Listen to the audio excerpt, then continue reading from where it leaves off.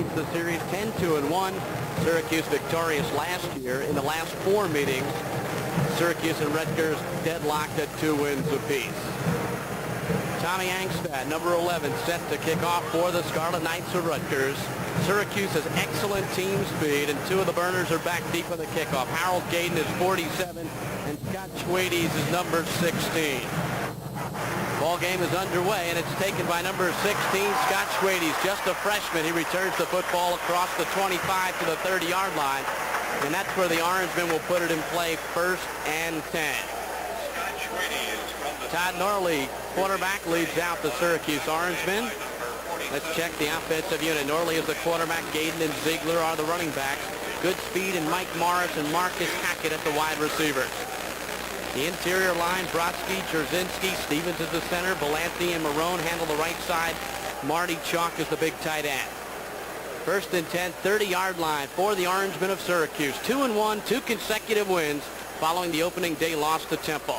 On the first play, Harold Gaydon gets the call, and the 5'11 sophomore gets maybe a yard on the play. Well, during the week, Frank Burns indicated that he was impressed with Syracuse's team speed at the wide receivers, but they've got to stop that running attack. There's the Rutgers 5-man defensive front. The big change there, Lionel Washington back from an injury. Linebackers are Hedgeman and Dumont, and the D-backs are Howard, Erico, Young, and Houston.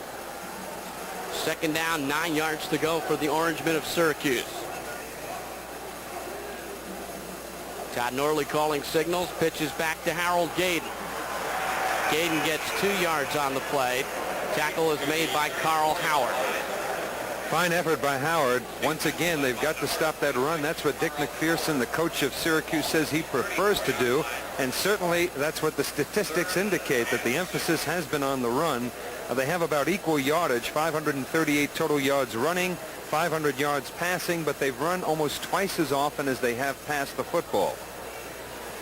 Now 2 wide receivers in the ball game for the Orangemen. It's Scott Schwades, number 16, and Mike Morris, number 36. 3rd down, 6 yards to go. Just underway, 1st quarter of play. Norley will put it up for the first time today. Norley in trouble and goes down. Big Lionel Washington. First game back following arthroscopic surgery on his knee, and the junior from Washington, D.C. gets the sack. Fine rush by Washington. He is a true defensive end. He will be coming from that defensive end position, not dropping back into coverage. Puts on a good power rush to the outside and simply overpowered number 78, Doug Marone, the right offensive tackle for Syracuse. Back deep for Rutgers on 4th down is James Shedneck. And in punt formation is number 19, Jim Fox. Fox back at his 5. Left-footed punter, and he nails it to the 40-yard line. Shedneck takes it and goes down immediately. Good hard hit by Rick Miller, number 50. And Rutgers will take over 1st and 10 with excellent field position from their own 39-yard line. And Rutgers going with a new quarterback this week, Eric Hochberg, who earned it with the fine performance against Boston College. Running backs are Dwayne Hooper and Vernon Williams. The wide receivers, Boris Pendergrass, and the fleet-footed one, Andrew Baker. The interior line is led by Joe DiGilio. A change in the tackle. Jim Keating moves to the right side, and Jerome Foster starts on the left side. 1st and 10 Rutgers, 39-yard line, 1st offensive possession of the day. Hochberg hands off to number 33, Albert Smith, and he goes straight up the middle for a couple of yards on the play. Syracuse uses a 3-man front or a 5-man front. The ends are considered outside linebackers. And the inside 3, Tim Green, Blaze Winter, and Jamie Kimmel. The outside linebackers, or the ends if you prefer, are Roche and Hall. The inside linebackers are Reed and Romano. And the D-back, Roos, Hobby, Bellamy, and Coben. Hochberg to throw on 2nd down. Looks, fires, complete to Alan Andrews at the 47-yard line. Tackle was made by Rich Roche.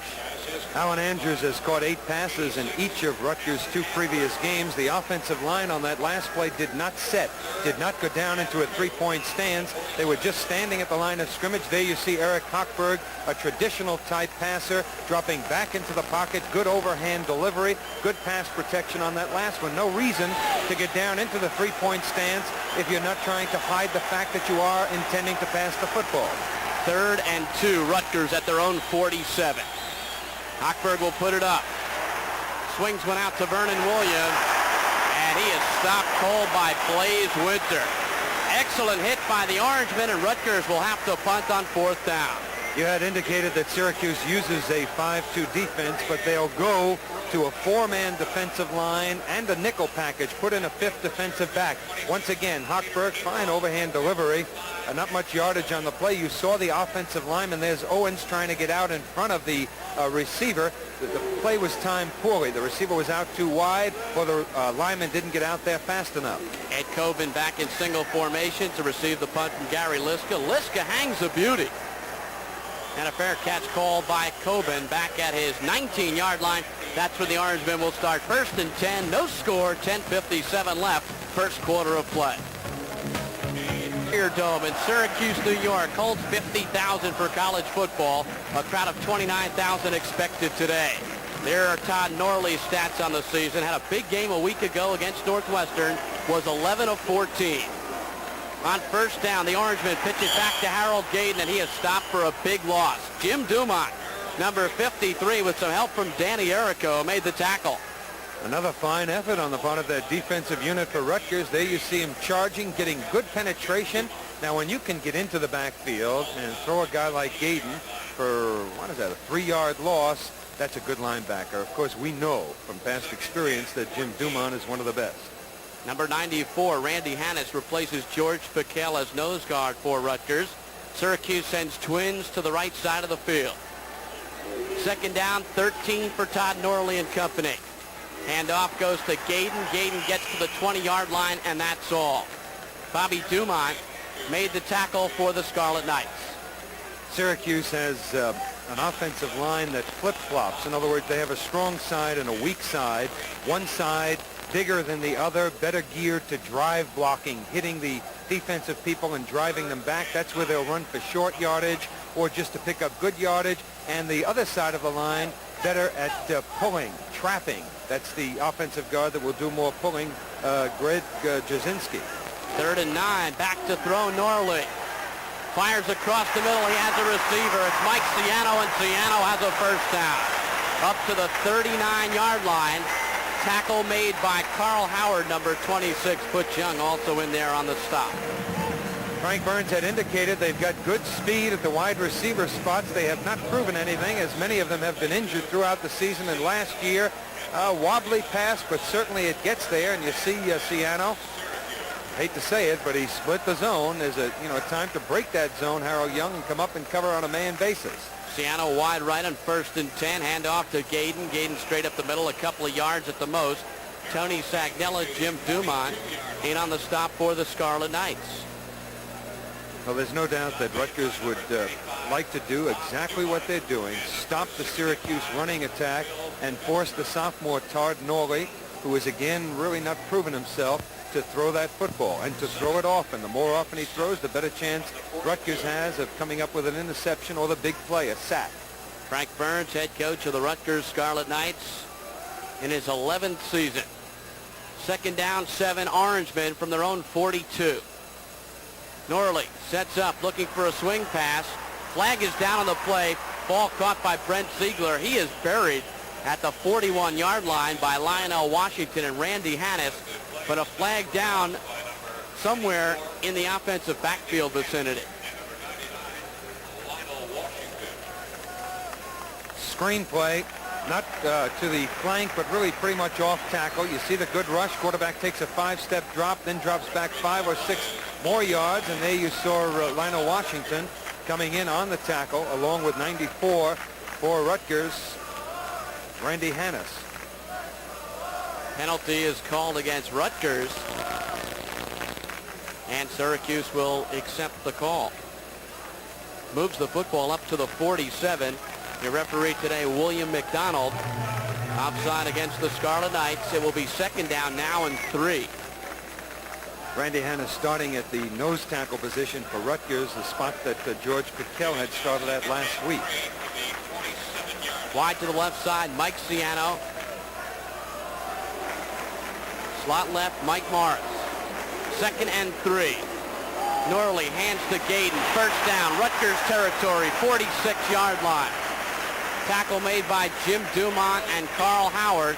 And Sam, that's the first time today that the Orangemen have picked up a good gain on the ground. Watch the fine cut here by Gaydon. Watch him pick up the block by Ziegler, the fullback.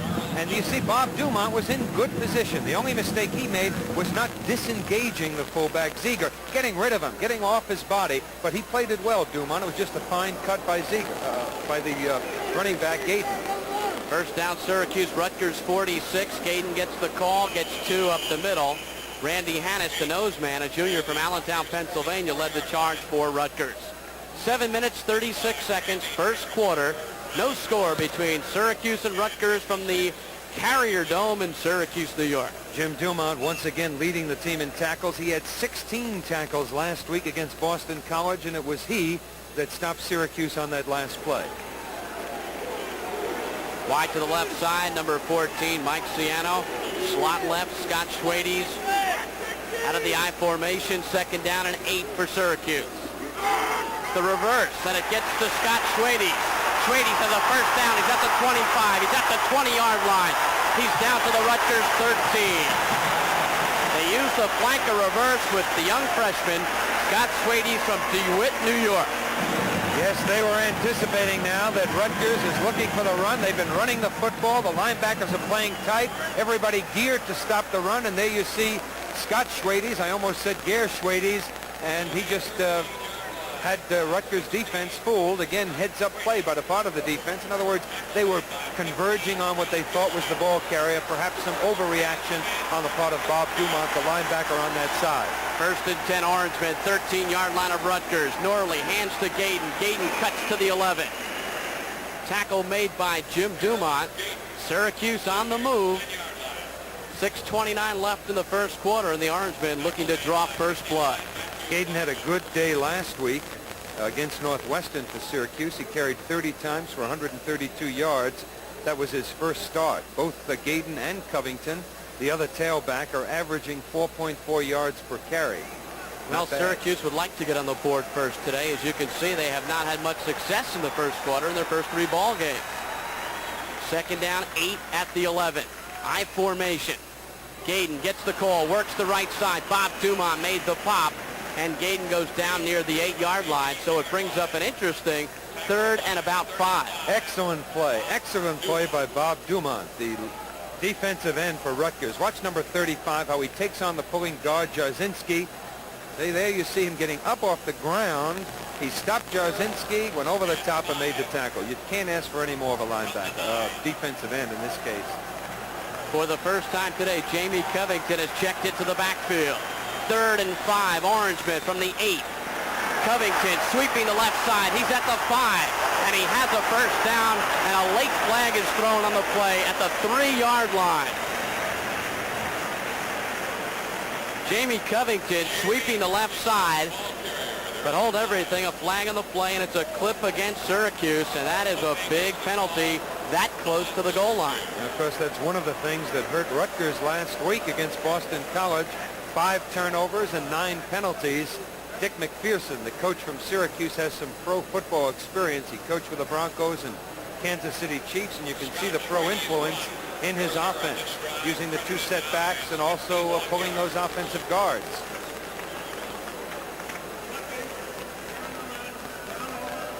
Clip on the Syracuse Orangemen. Ball comes back to the 21-yard line. It is now 3rd down and about 17 yards to go for a first down, 21 for the touchdown. Syracuse had a poor record last year, finished 2-9 on the season, but they lost only 16 Lettermen. They had 28 Lettermen returning, and they're much improved this year. Schwades wide right. Back to throw is Norley. Has time. Throws for Ciano. He has Ciano, but he caught it out of bounds. Danny Errico back in coverage for the Scarlet Knights. It brings up a 4th down. And let's see if Coach Dick McPherson will bring on the field goal team. Yes, he does.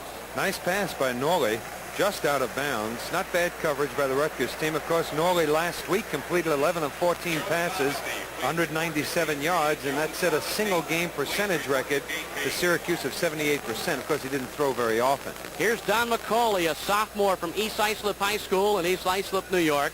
McCauley on the season 7 for 8 in the field goal department. This will be a 38-yard attempt. His longest this year, 43 yards. Ball plays down. McCauley gets a lot of foot into it, but it is no good. Wide to the left. So the Orangemen move the ball nicely, but come up empty. 5:05 left. First quarter, no score from the Carrier Dome. Don't miss this magnificent spectacle of precision and pattern. Thrill to the stirring call of the drum roll, the poignancy of the pipes, the clash of the cymbals. Join the Scots Guards and the Black Watch in the music that has inspired the British and the world for 3 centuries. One performance only, this Sunday afternoon at 2:30 at Madison Square Garden. Call 564-4400. Rutgers takes over 1st and 10 from their own 21-yard line. 5 minutes, 5 seconds left. First quarter, no score. Syracuse moved the ball well, but could not push any points onto the board. Eric Hochberg leads out Rutgers from the I formation on first down. Dwayne Hooper gets the call. Hooper getting 4 or 5 off the right side. Timmy Green, a sophomore from Liverpool, New York, in on the stop for Syracuse. Syracuse uses that 5-2 defense, but they have some wrinkles on it. They play what Rutgers calls an end over. The defensive end plays head up on the offensive tight end, and also the linebackers stack behind those defensive linemen presents some problems for the offense. Enables the defense to stunt and also obstruct some angles. Sometimes it creates good blocking angles.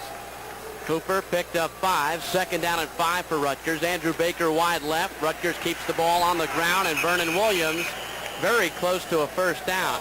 Ron Hobby in on the tackle for the Orangemen. Sam, Syracuse moved the ball well. They held the ball for 6 minutes, went 60 yards in 10 plays, but when you come up with no points, it has to be frustrating. You see the handoff to Vernon Williams. That's pretty good yardage right up the middle. That's very acceptable. First down, Rutgers at the 32-yard line. Wide receivers both sides of the field. Hochberg keeps it on the ground. Hooper gets the call. Good hard running by Dwayne Hooper. Rudy Reed made the stop. Dwayne Hooper and Albert Smith will alternate at tailback for Rutgers. I indicated before that they do some things differently on defense, that end over and also bringing in the 4-man front and the nickel package. I think that's why Dick McPherson was so intent on stopping the Rutgers running attack so that he could go to his nickel package, and he thinks that is his strength. Last week they had 5 sacks. Some concern on the Syracuse sideline. Hochberg back to throw on second down. Hochberg swings it out to Hooper. Hooper has some running room and has a first down. There's a play which we haven't seen much of this year, but the coaches told us to expect some screens today. Yeah, they want to slow down that pass rush because, as we indicated, Syracuse does it well. And one way to slow down the rush is with the screens and with the draws. Watch the offensive line release. They never did set. Stay with him a couple of seconds. Now you see the offensive guard leaving. There he comes. They're out there. There's Owens in front of Hooper. He picks up a block, and the offensive guard also had a block on the play. First down, Rutgers 43-yard line. Hooper straight up the middle. Hooper gets 4 yards straight up the middle. Timmy Green made the stop for Syracuse. Hooper running extremely well in this football game. Last week against Boston College, according to the coaching staff, he graded out extremely well. Yeah, he's running well, and Rutgers' offensive line is getting off the ball, and they're drive blocking well. Right now, it looks very encouraging for Rutgers. Frank Burns winning his coach in Rutgers history. Baker wide left on 2nd and 6. Pendergrass wide right. Hochberg looking for Baker on the reverse, and he has a lot of running room. Baker's at the 50, has a first down, and near the Syracuse 42-yard line. Ron Hobby ran Andrew Baker out of bounds. That's the first time this year we've seen Baker get the ball on the reverse. How does that old expression go? It's good for the goose, it's good for the gander, or something like that. Syracuse hurt Rutgers on their previous drive with that reverse, and Rutgers came right back and ran it just as effectively. Not quite, but good yardage on the play. First down, Rutgers, Syracuse 42-yard line. Hand off to Vernon Williams. Big hole, and Williams powers his way down to the 36-yard line. And Sam, the offensive line is winning the game in the trenches. Yes, excellent blocking. Jim Keating, who started last week at left offensive tackle, is starting at right offensive tackle this week. And Jerome Foster, number 69, a freshman, moved in to start at left offensive tackle. They're all doing fine jobs. No score, a minute 54 left, first quarter. Two tight ends in the ball game for Rutgers. Lone back, single back. Vernon Williams has a first down. Williams at the 20-yard line, or close to the 25-yard line, and out of bounds. From the Carrier Dome in Syracuse, New York, you're watching Rutgers football on Madison Square Garden Cablevision. Minute 39 left, first quarter. Rutgers on the move. First and 10, Syracuse 27-yard line. Two tight ends remain in the football game. Vernon Williams gets the call, cracks the right side behind John Owens and Jerome Foster, and picks up 3 or 4 yards, and Williams is running extremely well.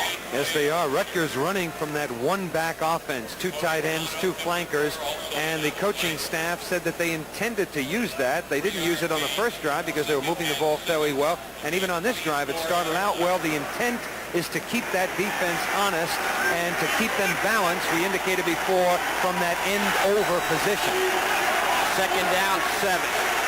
Lone setback, Williams. Hochberg loses the snap and goes down.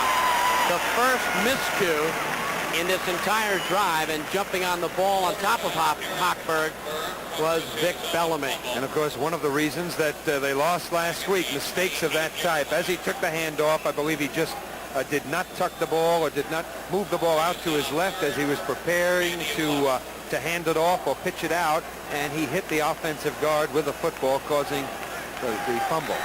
Well, it's 3rd and 11 now for Rutgers at the 29-yard line. And now Mr. Hochberg has to put the ball up. Hochberg to throw. Steps in the pocket. Throws complete to Drake. And Drake gets to the 29-yard line, but a good hit by Vic Bellamy. And of course, that's the situation that Syracuse likes to be in.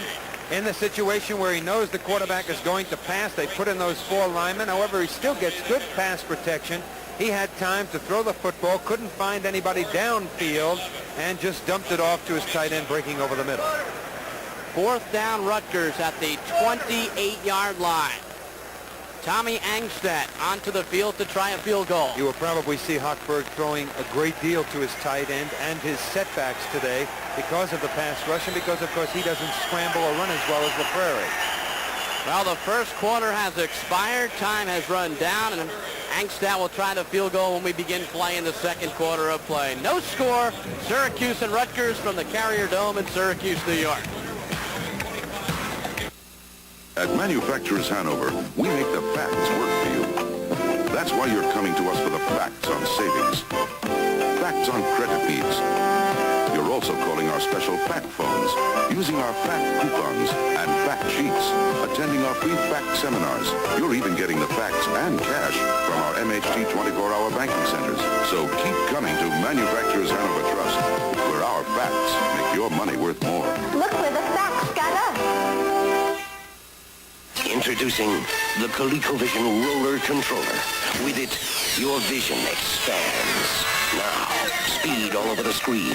Fire up or down.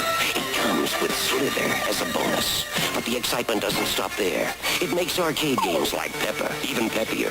Spaceships travel at the speed of light, and apes go ape. Expand your vision with the Roller Controller. Because your vision is our vision. ColecoVision. Second quarter about to begin. No score. Rutgers will try a field goal. Tom Angstadt will be shooting this one from somewhere in the neighborhood of 45 yards. Fine drive. They came back and were just as impressive as Syracuse was. They drove 60 yards. Syracuse did. Took them 6 minutes. Rutgers has come right back and has driven 52 yards on 11 plays. And, of course, they have an opportunity to kick a field goal here and go ahead. Tom Angstadt, 4 for 5 on the season. We talked before, Bruce, about the intensity or the seriousness, the importance of this game for both teams, and I think it is quite evident the way they're hitting out there today. The Rutgers offensive line doing a fine job. Keith Hudak will hold. They will spot the ball at the 35 plus 10 of the end zone. A 45-yard attempt for Tom Angstadt. His long this year, 39. Bad snap. Angstadt picks up the ball, and he throws. And it is caught.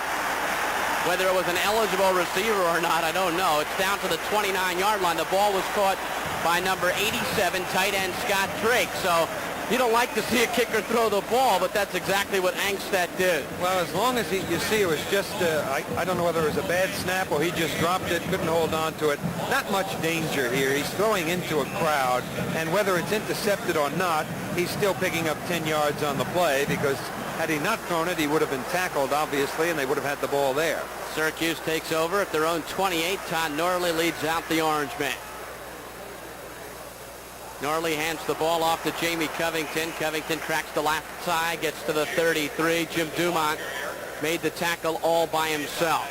Well, the statistics will show, Sam, that the kicker, Tom Angstadt, is 1 for 1 on the season, and hopefully for the coaching staff, he'll end up that way.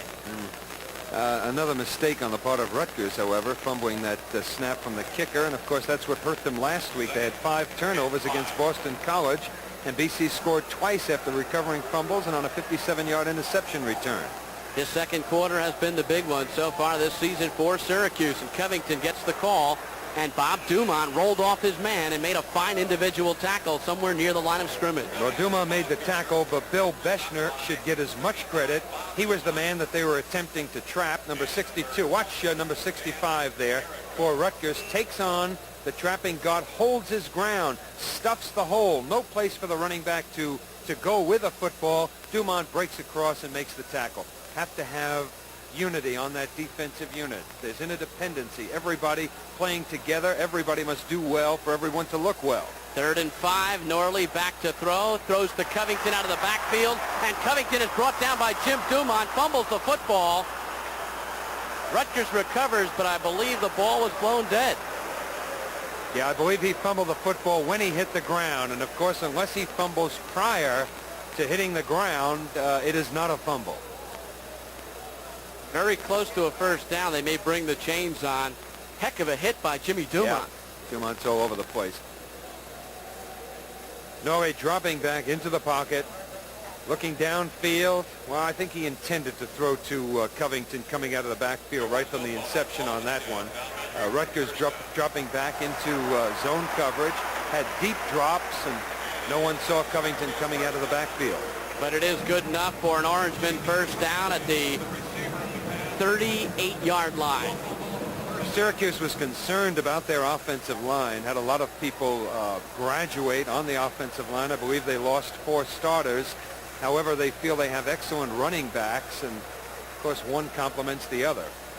1st and 10 Syracuse. Todd Norley the quarterback. Jamie Covington the tailback. Norley to throw. Rolls to his left. Fires complete.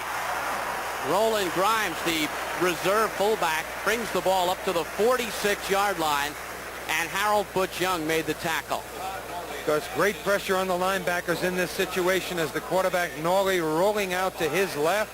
Linebackers don't know what to do now. Do we come up? Do we cut the quarterback, or we stay in coverage? And you don't see any linebackers in the area. Evidently, they chose to come up into coverage, and Harold Young eventually brings down the receiver. 2nd down and about 2. Split backs this time. Grimes and Gaden. Norley, options to his right, keeps the ball, has a first down. Inside the Rutgers 45 to the 41, and a late flag on the play. A late hit by Rutgers.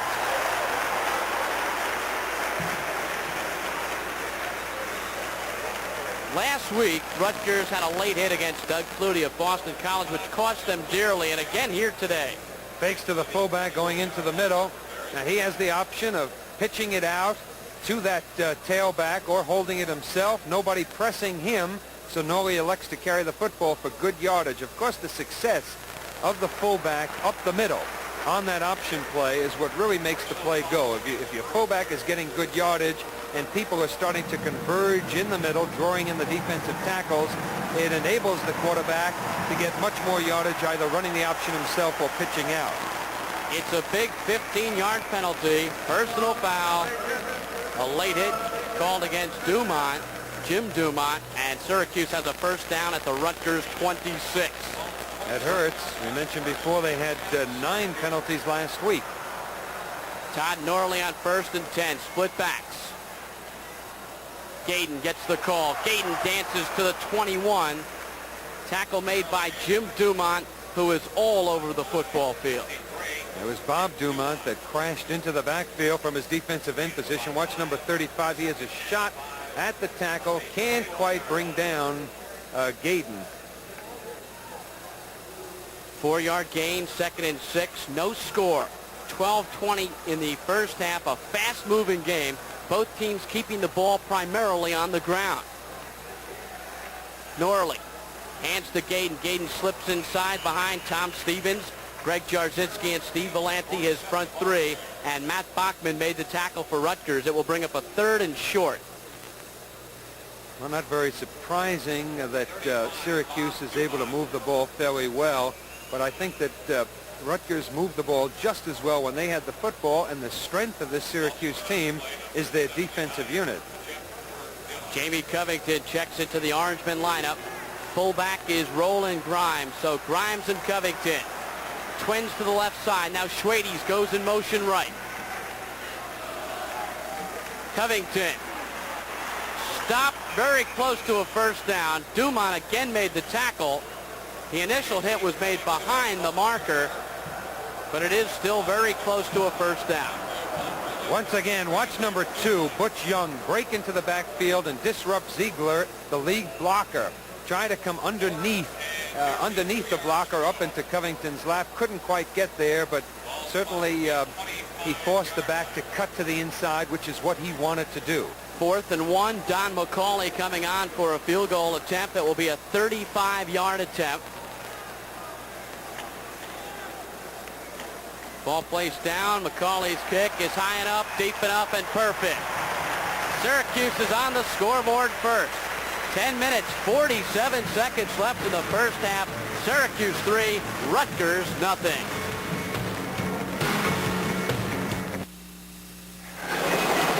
That used to be us, always rushing. Right. And that used to be us, always standing in line. Right.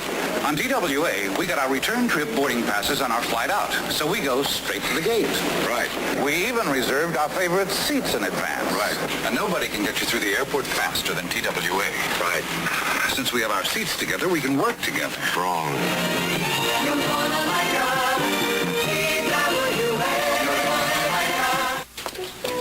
Heavy-duty price.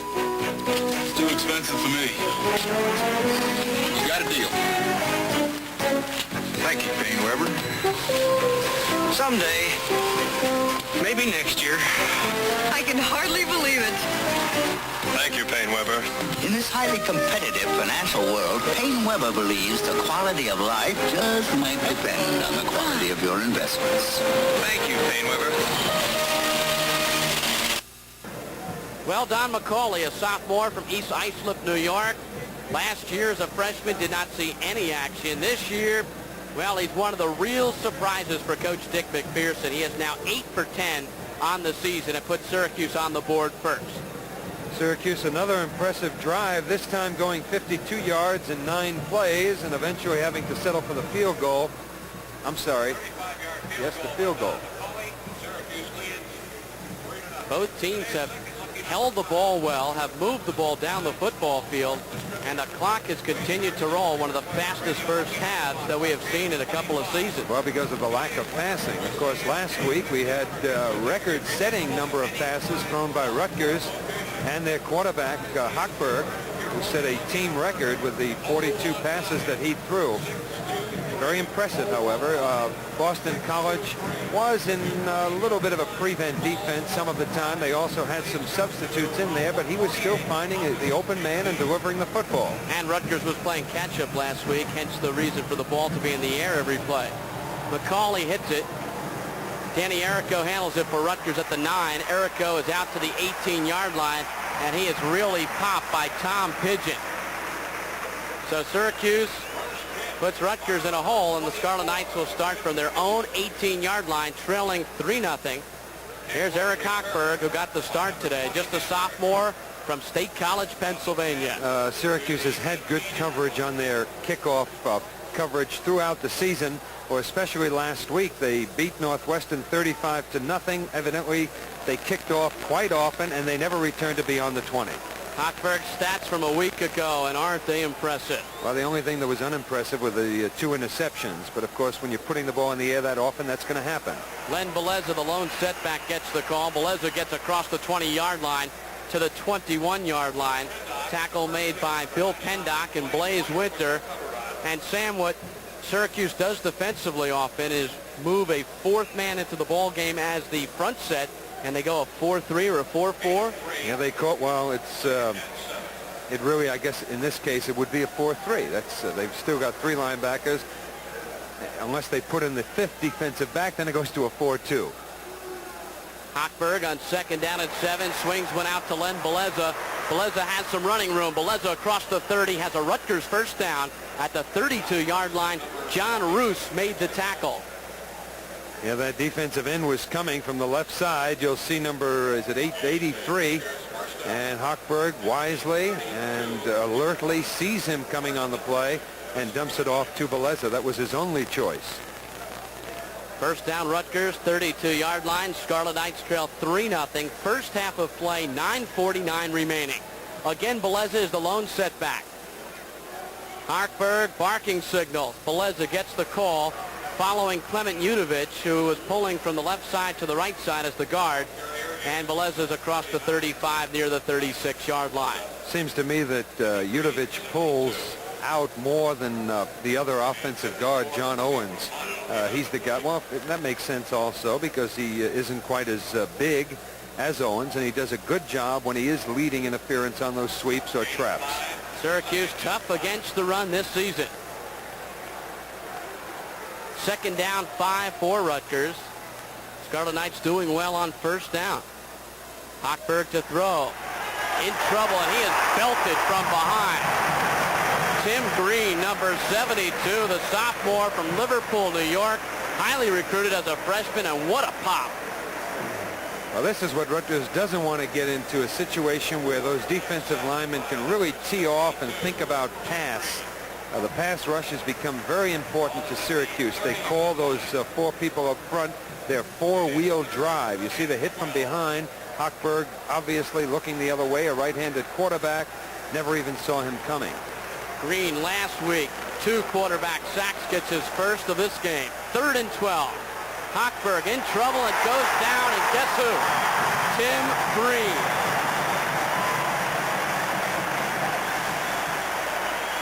Well, he's big, he's quick, and they said he had big play capabilities. He was a nose tackle as a sophomore.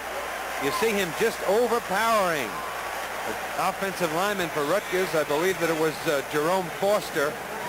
Comes to the inside.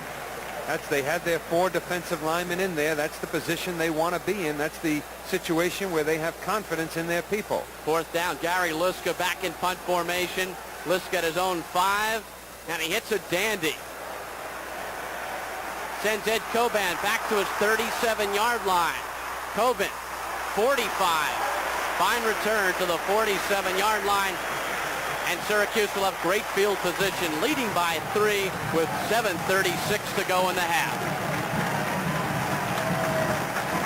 Carrier Dome, a crowd of 29,000 expected today. This facility holds about 50,000 for collegiate football. And Todd Norley leads out the Orangemen at 1st and 10.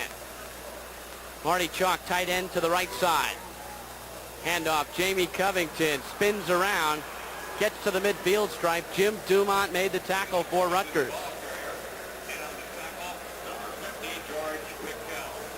Well, the pass protection hurt Rutgers on that last drive. We said before that Syracuse had 5 sacks last week. Coming into today's game, they had 16 sacks and 2 more today. Syracuse lost their first football game of the season to Temple, came back with wins over Kent State and Northwestern. The Northwestern game played here at the Carrier Dome last week, and it was an impressive show with the Orange men winning 35-0.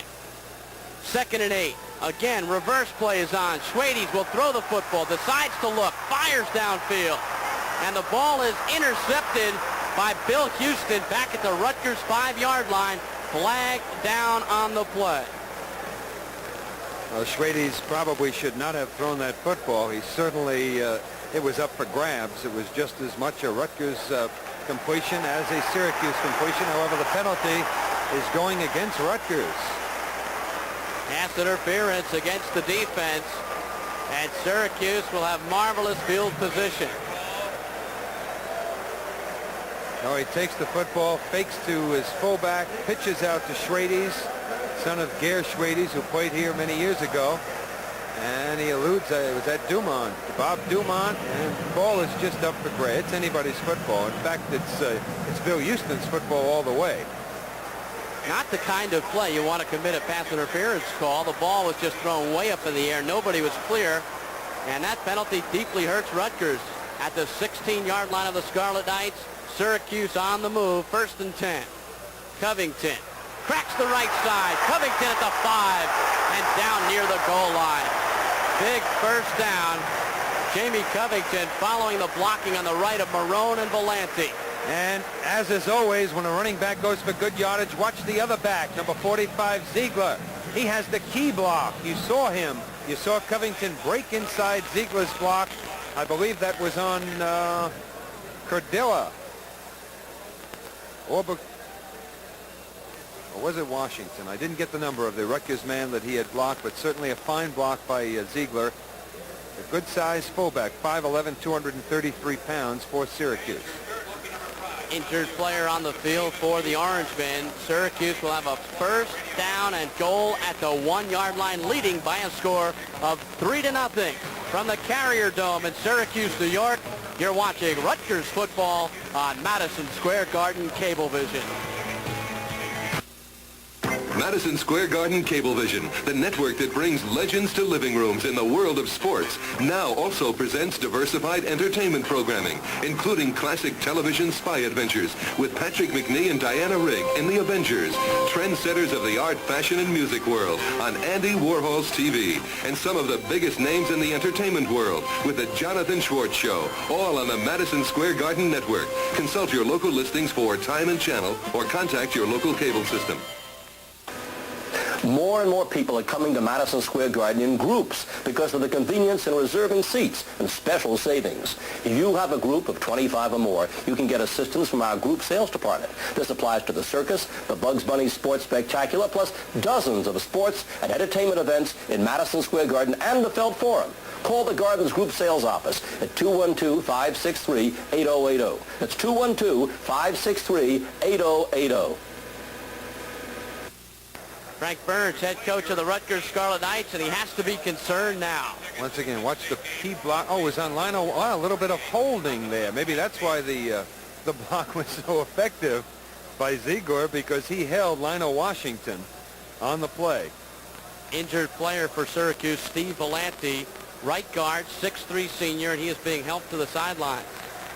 The reason that he wasn't called for it is the official was on the outside, and he was using his inside arm at his right shoulder into Lionel Washington and actually hooked him with that left arm and clutched onto the jersey. 1st and goal, Syracuse at the 1. Full house backfield. Norley, long count. Hands the ball off to Gaden, slices into the end zone for a touchdown. And here come the Oranges. Oranges coming from all over the place onto the football field as Syracuse scores their first touchdown of the afternoon. 9-0 Syracuse. Who cleans off the Oranges? The officials, perhaps with some help from some ball boys. A 53-yard drive and a big play, the pass interference penalty called against Rutgers. Don McCauley will try the point after touchdown. Jim Gorzalski will hold.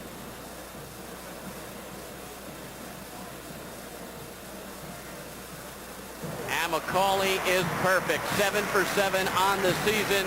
Syracuse leads Rutgers by a score of 10-0.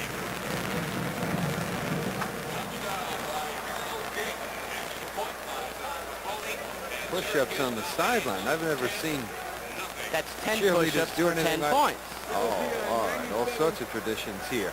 Let's watch the touchdown run. There's Gaydon starting to the outside. Good cutback to the inside. They said that he had good speed and was pretty much a straight-ahead runner. Covington more elusive, but that's as fine a cut as you can ask a running back to make. The play was really designed to go off tackle. Saw the hole opening up between the center and the defensive tackle. Planted that right foot, broke back to the inside, and got over the goal line. This program is authorized by Madison Square Garden Productions Incorporated solely for the entertainment of our audience. Any publication, rebroadcast, or other use of the pictures, descriptions, and accounts of this event, including the imposition of a charge for viewing the program without the express written consent of Madison Square Garden Productions Incorporated, is prohibited.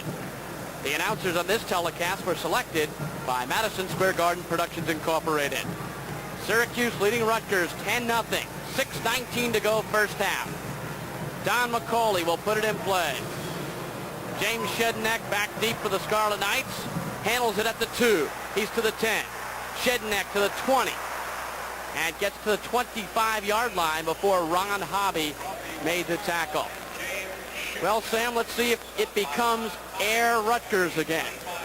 Well, Rutgers has been moving the football on the ground successfully, and I see no reason, to change the game plan. I'm sure they'll continue to run the ball and hoping to establish the balance attack. You don't want to stay on the ground completely, but certainly you want to be able to do both well, and they have done both well here in this first half. But the wide receivers haven't caught a pass yet in this ball game. 1st and 10 at the 26. Hochberg to throw, has time, swings it out to Albert Smith. He's in trouble and goes down. Jamie Kimmel diagnosed the play perfectly and made the stop for a big loss. Syracuse anticipating the pass. Even on first down, they were in their 4 defensive linemen defense. He throws the dump-off pass to Albert Smith, trying to get a couple of linemen out in front of him, but Syracuse read it well, and he was all over Smith. A loss of 5, 2nd down and 15 yards to go. Hochberg to throw. Has time, fires across the middle, incomplete. The ball was thrown behind Boris Pendergrass, and John Roos made the hit for Syracuse. Now Syracuse now sending in their nickel back, number 23, Bernie Hedgepath. Hochberg in the pocket. It's pretty good pass protection. Threw a little bit behind the receiver. You saw Boris Pendergrass had to turn around, and of course as he turned, there was the defensive man who now had an opportunity to break up the pass. 3rd and 15. Home crowd comes alive. Rutgers out of the I formation. Hand off to Beleza, and Len Beleza gets 4 or 5 yards, but it will be way short of a first down. And on 4th down, Rutgers will have to punt it away. We're talking about Rutgers putting the football in the air last week. Prior to the season, Frank Burns had said that he thought he might have to pass a little more than he would like to because of the toughness of their schedule. He threw 32 times against Connecticut, 54 times last week against Boston College. His 1982 average was 23 passes a game. He's thrown 8 so far today. Liska shanks this punt. Fair catch called and made by Ed Coban on his own 41-yard line. Next week, Madison Square Garden Cablevision will bring you the Penn State-Rutgers matchup from Giant Stadium. Sam DeLuca and I will be there for this major Eastern College football game. You'll see the coverage Saturday night at 10:30 with a repeat telecast Sunday morning at 9 a.m. on Madison Square Garden Cablevision. 1st and 10, Syracuse. Good field position, 41-yard line. Gaydon and Grimes in the backfield. Tight end is now Jim Tate. Todd Norley rolls to his right. Pursued by Cardilla, but throws the ball complete to Mike Ciano. Good for 8 yards. Carl Howard ran the man out of bounds. Once again rolling out, and one of the reasons for this is to tie up those defensive ends or outside linebackers, and of course it puts more pressure on the secondary. 10-0 Syracuse. Field goal by Don McCauley. Touchdown run by Harold Gaydon from in close. 2nd and short. Norley rolls out, keeps the football. And he should have a first down. It's a Rutgers territory. Todd Norley, a sophomore from Warrington, Pennsylvania. Because when the quarterback rolls out, passing the football, it takes away some of the timing between he and the receiver. You see, he faked the handoff, was disrupted. He probably should have pitched out. I'm sure he wished at this point that he had pitched out to his tailback. First and 10, Syracuse. Rutgers 48-yard line. Orangemen in control of this game right now. Lead by 10, 4:16 first half. Norley straight drop back. Steps in the pocket, throws across the middle, and the ball is caught by Mike Ciano for a first down. Nice execution on the part of quarterback Todd Norley. Rutgers trying to put some pressure on Norley, sending 5 people. Look at everybody coming. The inside linebackers coming on the play. Of course, the 3 down linemen. He still finds his man over the middle. You've got to get better pass rush than that in order to stop Norley or any football team. 31-yard line. First down. Syracuse. 3:49 left in the half. Norley is 5 for 6 in the ball game. Gate to the 25, and a late flag again thrown on the play. Now, they used to say that the run sets up the pass. I think in many instances today, with the emphasis on the pass, you can say just the opposite, that the pass now sets up the run. He's thrown a couple of passes on this drive and suddenly gets good yardage on the run right up the middle, something that Rutgers had pretty much done a good job of stopping early in the game anyway. There's the fiery head coach of Syracuse, Dick McPherson, now in his 3rd season as head coach. 10th year overall, 53-43-2 overall, but 8-16-1 at Syracuse. Holding penalty brings the ball back to the 37-yard line, and now it's 1st and 17 for the Orangemen. Gayden is the halfback, the fullback, Brent Ziegler. Twins to the right side of the field. Gayden gets to the outside. He's at the Rutgers 25. Jim Dumont brings Gayden down after he picked up 13 yards. Well, they're certainly running the football well now. Running to their right, the left side of the Rutgers defense at Jeff Cardilla. Lionel Washington on that side also. Washington, of course, just returned. This is his first game for Rutgers, out with an injury. Here you see good blocking. Really, number 59 for Rutgers was the only one that had a shot at making the tackle. It's Bachman. Second down, 2. Covington, first down, 15-yard line, 12-yard line. Gang tackle by Rutgers, Bob Dumont. Carl Howard in on the stop, but Syracuse has a first down with 2:34 left in the half. And Syracuse really doing anything they want right now offensively. And once again running to the same side, the left side of the Rutgers defense. Covington comes out. Gayden goes back in. Nice for a coach, isn't it, to have 2 backs like that? Sure. Well, that's why they thought the running game would be a strength. They weren't sure of the offensive line, but you see some good running, and I guess the Rutgers coaches would say some poor tackling. First down and 10. Gayden at the 5, slants down to the 3. Saving tackle made by Bill Houston. Syracuse is firing off the ball in the interior line, and the backs are showing their lightning speed. And I would say some missed tackles on the part of Rutgers when you see 2 or 3 players lying on the ground. Now watch as he runs. You'll see a couple of people have a decent shot at making the tackle. Well, not really. I guess once again it was Bachman, number 59 for Rutgers, who was the only one who really had a decent shot. That's Matthew Bachman, number 59. Second down and 1 for Syracuse at the 3-yard line. Grimes goes in motion. Norley rolls out to his left. Throws incomplete. Pass was intended for number 88, Jim Tate. And the ball falling incomplete. Sam, I think you're looking at right now, although it's very early, 1:26 left in the first half, and Syracuse leading 10-0. I think you're really looking at a key play perhaps in this football game. Rutgers would like to at least stop the touchdown drive. See, they're running at Bachman, who is a replacement for Mercer Hedgeman. Not in the football game. He's out with an injury at a thigh bruise. Syracuse found a weakness, and what they think is a weakness is attacking. Here they go again. 3rd and 1. Gayden cuts to the inside. Touchdown. Great individual move by Harold Gayden, a sophomore from Tarrytown, New York. Did it really on his own. Offensive teams like to do several things. They like to run at their strength. In this case, since they alternate or flip-flop the offensive line, they can always run to their strength if they like, and they like to run at the weakness of the defense. They think, evidently, they found one with Hedgeman out of the football game. Don McCauley on for the point after. Syracuse leads 16-0, looking for one more. Syracuse hasn't missed the point after touchdown in a long time, and I think it will stay that way. 17-0 Syracuse. Absolutely dominating play in this first half.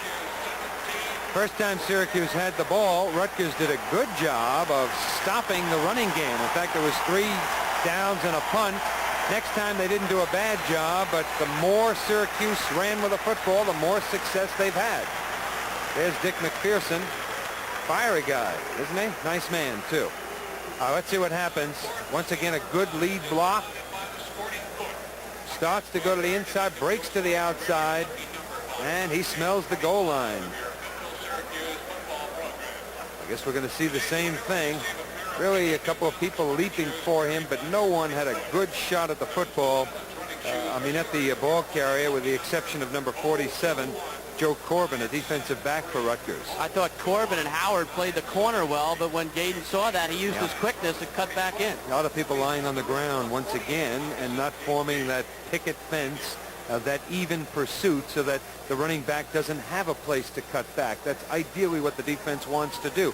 No breakdowns anywhere along the front. McCauley will hit it for Syracuse. Back deep, James Shedneck for Rutgers. McCauley again pinned Shedneck near his own sideline. Shedneck is out to the 20 and tripped up at the 22-yard line. It has been all Syracuse. They have dominated this first half of play. That last drive, 59 yards, 4 minutes and 40 seconds of the clock, and Gayden going the final 3 for the touchdown. Eric Hochberg remains the Rutgers quarterback. Andrew Baker wide left, Boris Pendergrass wide right. Time of possession has been very much Syracuse in this first half also. Vernon Williams goes straight up the middle, maybe gets a yard. Tim Green made the tackle for Syracuse. I think he had some help, Bruce. Maybe there were about 6 or 7 Syracuse players on the ball carrier. He led the charge. Syracuse tightening up on defense.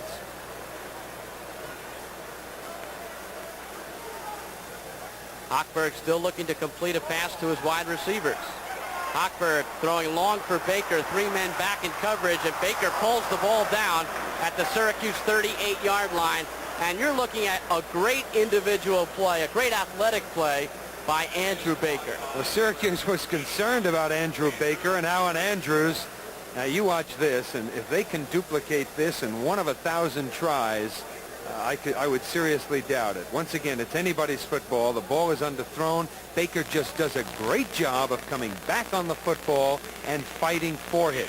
The only advantage he had, of course, is that he's looking at the football, defensive players reacting to him. When he turns to look at the ball, that's when they first look up because they're looking at the receiver.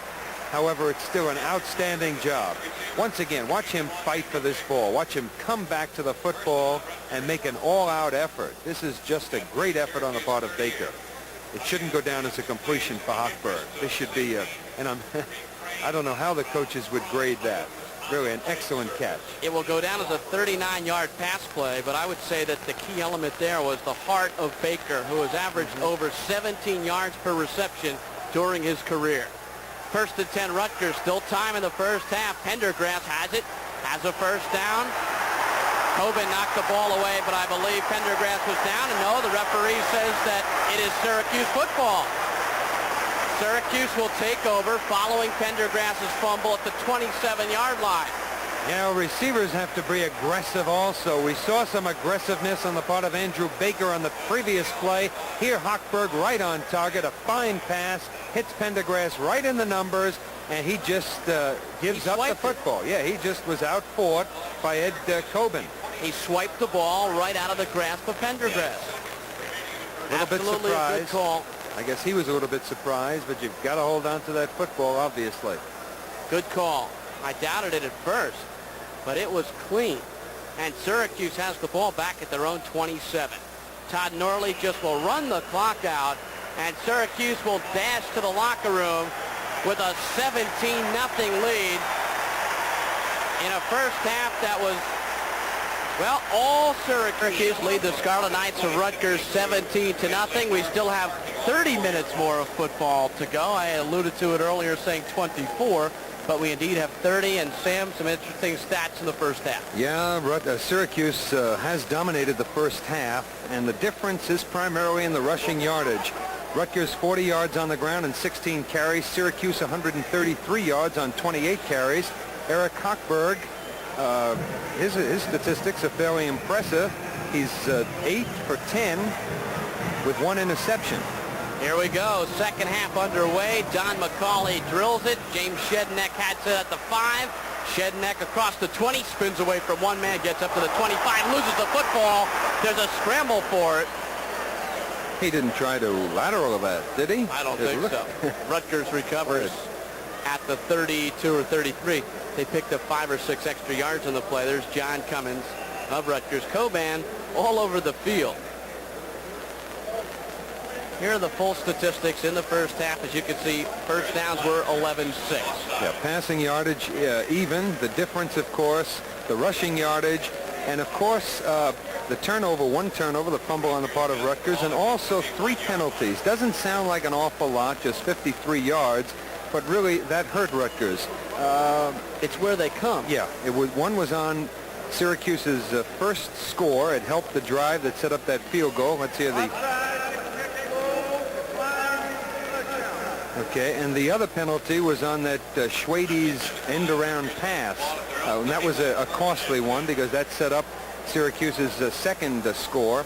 And, of course, the fumbled snap that Hochberg then recovered. But even then, they lost the play. So errors have certainly hurt Syracuse in the first half, but the offensive line have hurt Rutgers. The offensive line of Syracuse has hurt them also. On 1st and 10 for the 31. Vernon Williams goes nowhere. He is racked up by Rich Roche. Couple of yard loss on the play.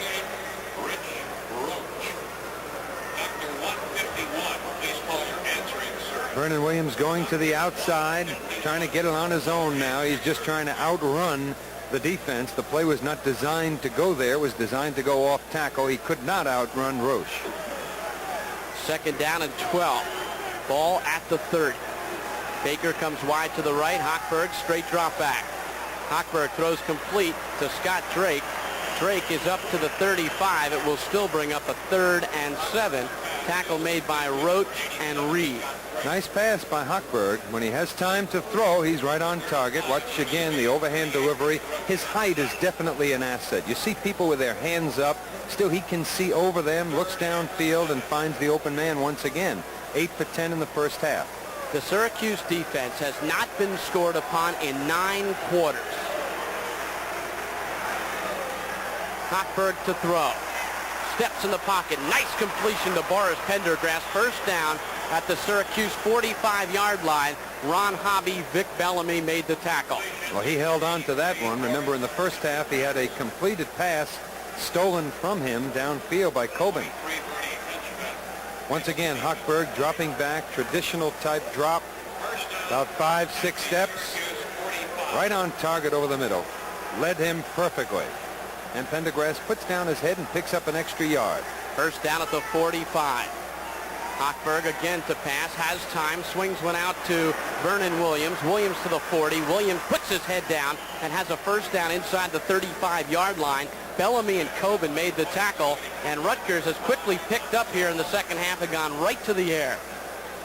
Watch the lineman out in front of the receiver or the ball carrier out on the flat. Jim Keating now a little bit surprised. He says, who am I going to block here? He winds up blocking no one. There's DeGilio picking up a block. You saw Keating attempted to go for the same man. That happens so often when two linemen wind up on the same defender downfield. 1st and 10 at the 34-yard line. Vernon Williams gets the call straight up the middle, 2 or 3 yards behind center Joe DeGilio. Tackle was made by Tony Romano. Romano is a senior from Phoenixville, Pennsylvania, and last year led the team in tackles with 198. He's tough. Outstanding block by John Owens, the right offensive guard for Rutgers, pulling out to his left, and he just flattened that defensive end. He drove him into the ground.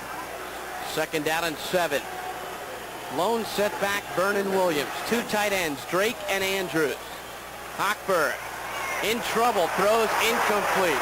Pressure came straight down the middle. Waited a second too long. Vernon Williams passed up the outside linebacker who is blitzing on the play. Watch number 38 if you can. He has the option now of picking up that linebacker. If he doesn't, then the quarterback has to unload the football. Hochberg looking in that direction. He knew he had time to throw over the on-rushing linebacker. He didn't know another one was coming from his blind side. That was Rich Roach, senior from Staten Island, New York. 3rd and 8 for the Scarlet Knights at the Syracuse 33. Hochberg back to pass, fires across the middle, incomplete. Pass intended for Alan Andrews, and Vic Bellamy was right on top of the play.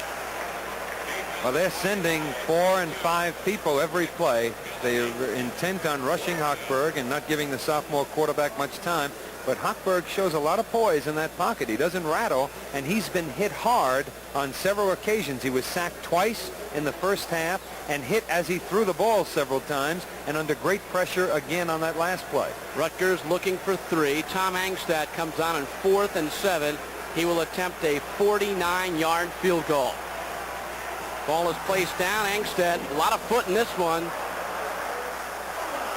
It is good. It clears the post, and Rutgers is on the scoreboard by inches. Great kick. Didn't clear by much. So the score, Syracuse 17, Rutgers 3. We'll be back with more action in just a moment. At Manufacturers Hanover, we make the facts work for you. That's why you're coming to us for the facts on savings. Facts on credit needs. You're also calling our special fact phones, using our fact coupons and fact sheets, attending our free fact seminars. You're even getting the facts and cash from our MHT 24-hour banking centers. So keep coming to Manufacturers Hanover Trust, where our facts make your money worth more. Look where the facts got us. I admit it. I overdid it. I went that extra mile. For all you overdoers who push your bodies a bit too far, there's Bufferin. I admit it, I overdid it. I kicked like a cheerleader.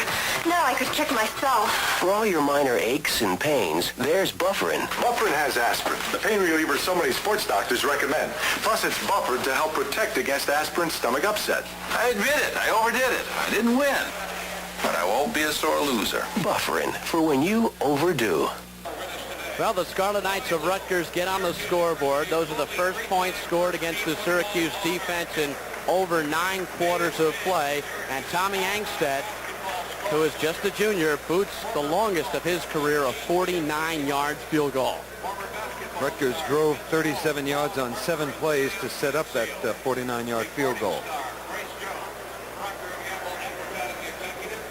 Well, Sam, it'll be interesting to see now if momentum swings from the Rutgers offensive unit to the defensive unit. Well, they've got to do something. I would think that, they're running the football, so there's nothing much you can do except tighten up. You can blitz. Sometimes the blitz is effective against the run, but they would like to just tighten their chin straps and stop the Syracuse running attack. Ball is hit deep, and it's handled by number 16. That's Schwades, and Scott returns it across the 25-yard line. Schwades is a freshman. His father played here at Syracuse, went to the Senior Bowl back in 1960. His name, Gare Schwades. He played with the Boston Patriots also as well. Here's the play selection so far in the game, and Syracuse, Sam, doing it mostly on the ground. They'd like to control the football. It's safer, less chance of a turnover. Here's Todd Norley, sophomore quarterback. Last week, 11 for 14 against Northwestern. starting to come into his own. Marty Chalk moves in motion, sets on the left side. Harold Gaydon straight up the middle, and this time not much doing. Jim Dumont, who has played a standout game. He's been all over the field. He's guarded the pass well and the rush well. I've never seen Jim Dumont do anything else but play a standout game. Watch him take on the blocker now. Disengage, throw him to the ground. There, the trapping guard was trying to block on Jim Dumont. You saw the guard lying on the ground and Dumont all over the ball carrier. 2nd down and 8. There's Lionel Big Train Washington. First game back since arthroscopic surgery on his knee. Led the club in sacks a year ago, has one today. Gaydon gets the call, running at Washington. Washington collars him and brings him down with some help from number 94, noseman Randy Hannes. Sam, when you see a noseman come over to the outside to help on the tackle, that's pretty good movement. Yeah, he's doing more than his job. Of course, you know, again, I indicated you want that picket fence. You want even pursuit, but when the noseman can get some penetration or just get into the line of pursuit and get all the way to the sideline, although they were on the short side of the field, he's still doing a job. 3rd down, 6 yards to go for the Orangemen from the 30. Norley to throw, in trouble, fires complete to Gaydon, short of a first down. Brought down at the 33. Jim Dumont made the stop, but there was good pressure that time, and Randy Hannes, the noseman, again was getting in there. Yeah, the mistake that Syracuse made on that last drive is that they were running to their left at Jim Dumont or his side. Once again, this time he's under pressure, had ample time to unload the football, elected to try to run, and then under great pressure, actually there was an arm around him, finally threw the ball. There's James Shedneck back deep for Rutgers at his own 29. Hunter is number 19, Jimmy Fox, the lefty. Hits a short punt. Bounces at the 40, takes a Rutgers bounce, and the Scarlet Knights will start with excellent field position from the 43-yard line. Rutgers trying to get back in this football game, trailing 17-3 with 10:03 to go. Don't go away. That used to be us, always rushing. Right. And that used to be us, always standing in line. Right. On TWA, we got our return trip boarding passes on our flight out, so we go straight to the gate. Right. We even reserved our favorite seats in advance. Right. And nobody can get you through the airport faster than TWA. Right. Since we have our seats together, we can work together. Wrong. You're gonna like us, TWA. Her Majesty's Scots Guards and the Black Watch. Don't miss this magnificent spectacle of precision and pattern. Thrill to the stirring call of the drum roll, the poignancy of the pipes, the clash of the cymbals. Join the Scots Guards and the Black Watch in the music that has inspired the British and the world for 3 centuries. One performance only, this Sunday afternoon at 2:30 at Madison Square Garden. Call 564-4400. Bruce Beck, Sam DeLuca, the Carrier Dome, Syracuse, New York, one of the finest facilities for collegiate football anywhere in the country. Rutgers trailing 17-3. They have the football, 1st and 10 from their own 43-yard line. 3rd quarter action, 10:03 to go.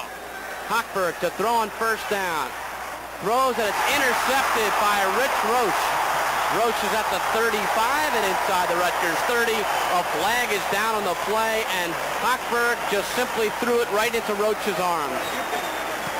And I believe you can credit the pass rush for that interception. Hochberg simply did not see that linebacker in the area because his vision was obstructed. He had 4 people converging on him.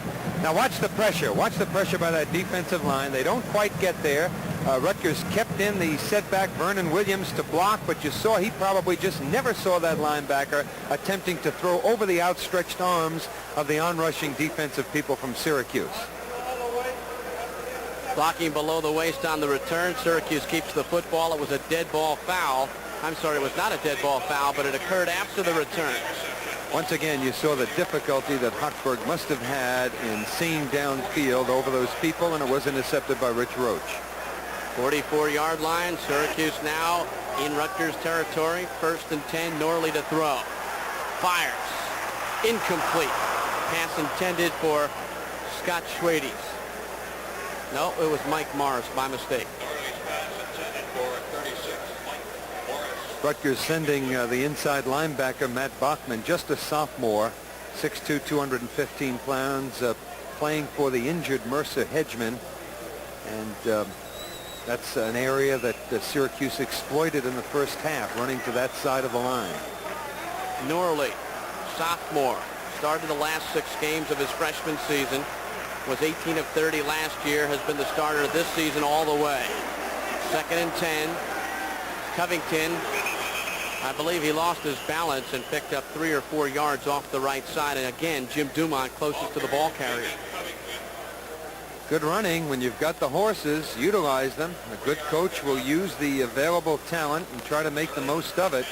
If you've got good running backs, run with a football, especially if you've had success, as Syracuse had success in the first half, rushing for 133 yards. Between his 2 tailbacks, he had almost 100 yards. 3rd and 8. Syracuse at the Rutgers 41. Covington is the I-back. Twins to the right side of the field. Norley, play action pass. Cardilla puts the pressure on. Swing pass to Marty Chalk, open on the left, but he is stopped by Danny Errico short of a first down at the 37-yard line. It will bring up 4th and short. Screen pass to the left, but an outstanding job by Jeff Cardilla, because he's playing on the other side of the line. Now watch the rush that he puts on the quarterback. No way he's supposed to be in there. The offside offensive tackle is supposed to stay with his man. You don't want the rush from that direction. You want it from the other side, and then your offensive linemen slip out. McCauley will try a field goal. This would be a 54-yard attempt. The snap is picked up, the ball thrown, and it is intercepted by Dan Errico. A flag is down on the play. I think the penalty has to go against Syracuse. Let's see. Because Errico would have been just as well not to intercept that football. But sometimes you just don't have time to think. And actually, it was thrown right into his breadbasket. And the penalty did go against Syracuse. Interference downfield. Offensive interference. The Rutgers defense has held. And Rutgers will get pretty good field position out of this. Yeah, the penalty puts them back almost where they would have been. In fact, the penalty goes from the line of scrimmage. Yes, it does. Sorry, of course. On an offensive pass interference, it's a loss of down, so they wouldn't have had an opportunity anyway. So the interception doesn't count. Okay? Okay. Is that what we're doing? And they're going to have 4th down again? No, the Rutgers team, I believe, will get the football. Let's see. We'll get the football. It's at the 48-yard line of Syracuse. That's what it is. Loss of down because it was 4th down. They lose the 15. Rutgers gets the ball now. 15 from the line of scrimmage. Hence, excellent field position. Thank you, Bruce. My pleasure, Sam. Okay, Sam. 8:59 to go. Syracuse 17. Rutgers 3. Scarlet Knights fighting to get themselves back in this ball game. Got a good chance right now. Good field position. Do something with it. 48-yard line of Syracuse. Hochberg has been in there all the way at quarterback. Hochberg to throw. And it is almost intercepted by Tony Romano. Incompleted pass. 2nd and 10 coming up. Just a busted play all the way around. You'll watch the offensive lineman come out there, but he just can't find his man. He can't find the intended receiver. There you see Mr. Romano dropping back into coverage, now coming up, playing the football, and he almost picks it off. Almost outfought Scott Drake for the ball. Of course, Drake didn't know he was coming, but those receivers have to come back for the ball. You don't wait for it to reach you. That's when somebody breaks in front of you and comes up with the interception. 2nd down, 10. Baker left, Pendergrass right. Williams. Vernon Williams powers his way close to a 1st down. Once again, a key block by number 64 for Rutgers, Clement Udovich. Watch number 64 pulling out from his left guard spot. Turns upfield. Well, he did his job. He forced that linebacker, number 54, Tony Romano, to try to go underneath him. Vernon Williams has run well today. There's an orange man or an orange woman. 37-yard line. 1st and 10 Rutgers. Hochberg calling signals. Pitch out to Hooper. Dwayne Hooper jumps over a couple of people. He's near the 34-yard line. Rudy Reed in on the tackle along with Rich Roach. Have a feeling that Hochberg was a little bit shaken up by that interception, came back, was a little bit tentative on his first pass, and then I think wisely went to the ground, and maybe he can get the flow back, the rhythm Certainly back. helps. It helps any quarterback when you have that running game and the defense can't think pass. Defensive linemen can't tee off, and secondary has to be somewhat concerned about supporting against the run. Second down, 7, 35-yard line. Hooper has a first down. Hooper following the blocking up front of DeGilio, Udovich, Owens, Jimmy Keating, and Jerome Foster. Good job by Joe DeGilio and also Joe Panucci, the left tackle. There you see a couple of people lying on the ground. That means the offensive line for Rutgers doing a good job. I was watching number 77, Joe Panucci. He did a good job on Jamie Kimmel, who is their best pass rusher, perhaps their best defensive lineman. First down, Rutgers, Syracuse, 26-yard line. Hooper gets the call. Hooper hits the right side. Hooper has a first down, and he's close to the 11-yard line of Syracuse. Dwayne Hooper running very strong off the right side, and the junior from Woodlawn, Maryland, has another Rutgers first down. You can talk about the excitement that the pass creates, but this is just as exciting when a running back gets some decent blocking, finds that hole, and then puts down the head and picks up a couple of extra yards. You saw that no one hit him until he was at least 10 yards downfield.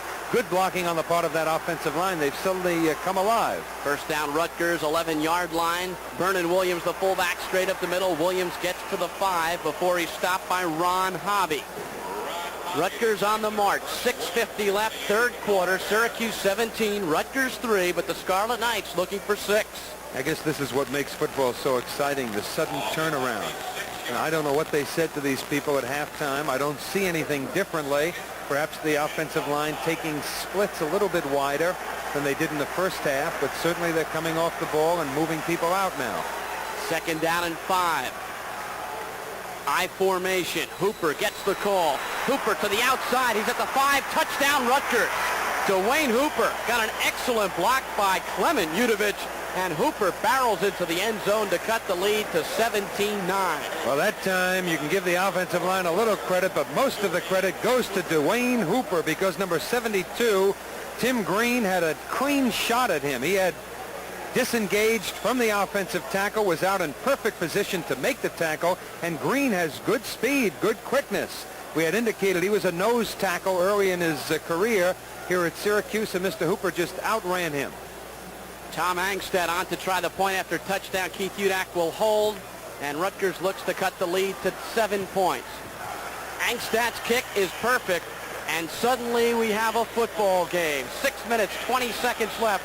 Third quarter, Syracuse 17, Rutgers 10. From the Carrier Dome in Syracuse, New York, you're watching Rutgers football on Madison Square Garden Cablevision. These are totals.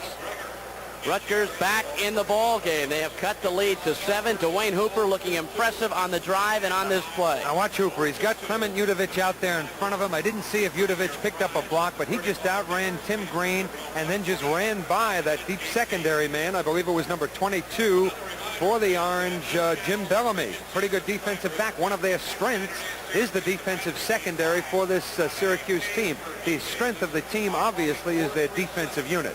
Baker threw a good block also. Nice to see a receiver give up his body on that kind of play. Syracuse leads in this rivalry, which dates back to 1914. Syracuse 10-2-1. Today, Syracuse looking for their 500th victory in their football career. Gayden handles it at the 5. Gayden to the 30-yard line, and he's hammered to the ground. And Syracuse will start 1st and 10. Suddenly, the momentum in the game has changed. It has swung to Rutgers' side. Rutgers entertains Penn State next week at Giant Stadium, and Madison Square Garden Cablevision will bring you every play. The contest begins Saturday night at 10:30 with a repeat telecast Sunday at 9. Rutgers drove 7 plays, 48 yards, just 2 minutes and 30 seconds, most of it on the ground. Williams now is 10 for 39, Hooper 7 for 38 and a touchdown. 1st and 10, they spot the ball at the 26-yard line, and on first down, Jamie Covington is buried by Matt Backman. and also by Harold Young. Well, nice to see Matt Backman in there. Remember, he's just a sophomore. I thought they picked on him a little bit in the first half. This time he's right on target, again with this tough little guy, Butch Young. Boy, I'll tell you, he's tough. Remember last week, he broke into the backfield, took on an offensive tackle, and tackled the ball carrier behind the line of scrimmage. He is not intimidated by anyone. And again, just 5'8", 170 pounds. Second down, 8 yards to go. Norley rolls left, looks left, throws across the middle, in and out of the hands of Marty Chalk. And Chalk was wide open, had a first down, and simply dropped it. Yeah, that's a break for Rutgers. The breaks tend to even out. I think that Syracuse had a couple in the first half. The fumble and the penalties, and certainly that end around, the penalty on Schwade's pass downfield, that was up for grabs. So they do tend to even out. Pretty good rush. Oh, you saw, who was that? Jim Dumont. Again, always in the right spot at the right time. He has a nose for the football. Reading the quarterback's eyes, almost got a piece of that ball. 3rd and 8. Wide left, Mike Ciano. Norley steps in, fires, and it is incomplete. Had Ciano, threw it over Ciano's head, and the ball was almost picked off by Billy Houston. Yeah, sometimes when a receiver is downfield like that and he goes up for the football without a real chance of catching it, he'll tip it into the hands of a defender. That time, had he not gone up and tipped the football, Bill Houston would have had the interception. 4th down. Syracuse will have to punt. In to punt this time is John Bednash. He's just a sophomore, and that's Jim Shedneck back deep for Rutgers. Syracuse has changed punters. They go to Bednash. Rutgers looking to get good field position out of this one. Billy Houston jumped off, but jumped back cleanly. Shedneck at the 40. Oh, he is hit. He is really popped by number 50, Rick Miller. Rutgers still with good field position at the 41. Miller timed that perfectly. Sometimes you don't want to time it that perfectly because there's a chance now that he could have hit him prematurely, but boy, he just did it perfectly. You have to give the receiving player on a punt now 2 yards. 2 yards. That was pretty close. It was questionable. 41-yard line, and Rutgers takes over. There's no way he had 2 yards on that. He was moving, though, and I guess the official gave him the benefit of the motion. Unless he moved up. He may have moved up to catch the football. I think he did a little bit, and they take that into consideration. On first down, Dwayne Hooper gets the call, and a big hole for Hooper. 46-yard line. Rutgers is running well right up the middle. Running well up the middle and blocking well up the middle. That time the key block by fullback Vernon Williams. He took on Tony Romano, their outstanding linebacker. Watch now. Watch Williams. 38. Boom. Oh, great. Great job. He just smothered him. Udovich, not a bad job either, turning upfield. 5-yard gain. 2nd and 5. Rutgers trailing 17-10, but they've scored all 10 here in the 3rd quarter. Hooper. This time he goes left. And Hooper gets 3 yards. It will bring up 3rd and short. Blaze Winter, senior from Tappan Zee High School in Blauvelt, New York, made the tackle. Syracuse moves those people around on the defensive line. They don't always line up, head up on the offensive center. They'll offset them, and we mentioned before that the Rutgers calls it an end over when one of those linemen lines up on the tight end. Big 3rd and 3. Rutgers at the 48-yard line. Dwayne Hooper, first down Rutgers, inside enemy territory to the 47-yard line of Syracuse. I'll tell you who's doing a good job for Rutgers here in the second half is Joe Panucci, number 77, the backup offensive tackle. Watch the job he does. Big guy. Look at him. He still has contact. Excellent. Excellent job by number 77, blocking on number 72 for Syracuse. Tim Green, one of their better defensive linemen. In fact, all 3 people along that defensive line, pretty good. Here's okay, Hooper. watch Hooper once again. There's that block. When the offensive lineman is not supposed to drive that defensive man 10 yards downfield and then turn it. If he can do that, of course, that's perfection. All he has to do is stay in his numbers, keep him from disengaging and freeing the arms to make the tackle. Good job by young Mr. Panucci. John Roos is the injured player for Syracuse, starting right cornerback, number 40 from Iona Prep in New Rochelle, New York. In this 3rd quarter, Rutgers has 6 first downs, Syracuse none. Rutgers has scored 10 points, Syracuse none. It was 17-0 at halftime. It was a game totally dominated by Syracuse. Here in the third quarter, the game has been totally dominated by Rutgers. Sam, you've played football for a long, long time. How do these things happen? Well, again, it almost sounds, because you've heard it so often, like a cop-out or just the stock and trade answer. But the game is so much emotional and mental. It really is. The difference between one 270-pounder or one 230-pounder is not that great, depending on whether you're talking about linebackers or offensive linemen. And that little bit extra incentive or emotional involvement or whatever it takes, that frequently makes the difference. That's why one guy is an All-Pro or an All-American, the other guy isn't quite often.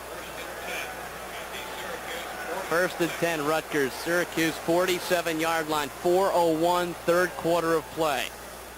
Hooper is the tailback out of the eye, and Hooper has been the workhorse. This time he stopped at the line of scrimmage. Blaze Winter pushed the play outside. Billy Pendock also in on the tackle. And that time a good job by number 70 for Rutgers, Ed Getz. Now in at left guard. I don't know if Clement Yudovich is out with an injury, but Getz now in there. And Joe Panucci, I said before that Panucci was a sophomore. They have him listed as a senior. I'm assuming that the roster is right. I hadn't seen him play to this point, but the left side of that offensive line is doing a good job for Rutgers, and they're taking advantage of it and running there repeatedly. Well, Getz is indeed one of the freshmen Rutgers recruited last year from Glen Gardner, New Jersey. The other young freshman in the interior line is Jerome Foster. He's playing number 69. He's from J.P. Stevens High School in Edison, New Jersey, and he played fairly well last week. And Rutgers also has gone to Lamont Green, number 68, a reserve right guard. So a lot of times you see things change in the backfield. Rutgers is flipping things around the offensive line. Well, we don't know whether it's because of injuries or they just wanted a change.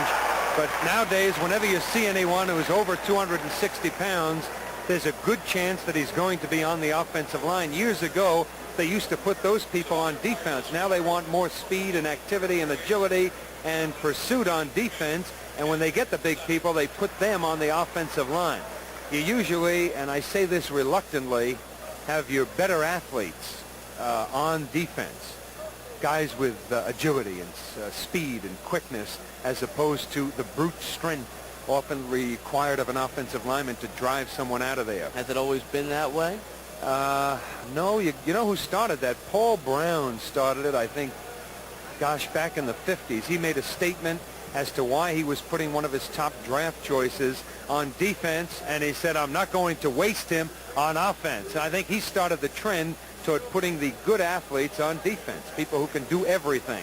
The injured player for Syracuse is Tony Romano. Let's take a look at the play where he was injured. Okay, let's see now. There's Romano unloading on Vernon Williams. Really hit him. I couldn't see where the injury occurred. Is that, I guess, just a good hard shot by Vernon Williams? It is Romano who's down. Huh? And you've pointed out a couple times today that Williams is giving up his body. They never told me he was such an outstanding blocker, but he's done an outstanding job. Well, the injured player is Tony Romano. We have a timeout with 3:43 left in the third quarter. Rutgers trailing 17-10. They will have a second down and 9 at the 46-yard line of Syracuse. You know, Eric Hochberg really has to be commended. He started one game last week. This is his first start. There he is, number 10 this year. Showed a lot of poise last week. You know, great numbers, 27 for 42. That, incidentally, is Doug Marone from the Bronx, New York, Lehman High School. This is an interesting story while we have the time. Doug Marone yesterday was here at Syracuse practicing. Sam DeLuca had a chance to see him. And Sam, why don't you share that story with us for a moment, will you, quickly? Well, you know, I own a couple of McDonald's in the Bronx, and I didn't remember Marone, to tell you the truth, but evidently he came for a job a couple of years ago, and I interviewed him. I happened to be there. I don't do all the interviewing, and I turned him down. And the only thing I could figure out is at the time he was over 300 pounds, and I just thought he'd take up too much room. There's just not enough room in a McDonald's behind the grill for a 340-pounder, and that's what his coach had indicated to us yesterday, that when he went to recruit him, that's what he weighed. And this big guy is sitting at the table, and his mother said, now you're going to take care of my little boy, aren't you? All 340 pounds of him. Okay, we're back to action. Rutgers has the ball, second down and 9. 46-yard line of Syracuse. Out of the I formation, Baker on the reverse. Wide open left side of the field. Andrew Baker is at the 40. He is at the 35. He has a first down. Tim Green, Ron Hobby in on the tackle, and Rudy Reed was there as well. Good individual move by Baker. Well, this is why you've got to be a little bit lucky to be a successful winning football team. They're running the ball well on the ground. Once again, he fakes into the middle of the line. This is a gamble. That's what I mean by the luck involved. He could have been thrown for a loss and perhaps disrupt everything and throw Rutgers back to where they were in the first half. They're on a hot streak. It worked for them. 35-yard line of Syracuse, 1st and 10 Rutgers. Hooper goes to the inside, gets a couple of yards.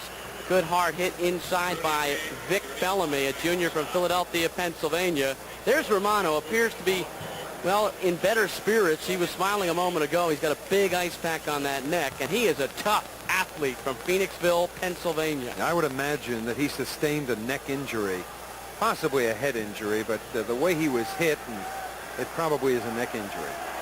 2:36 third quarter, 17-10 Syracuse. Rutgers 2nd and 8 at the 32-yard line.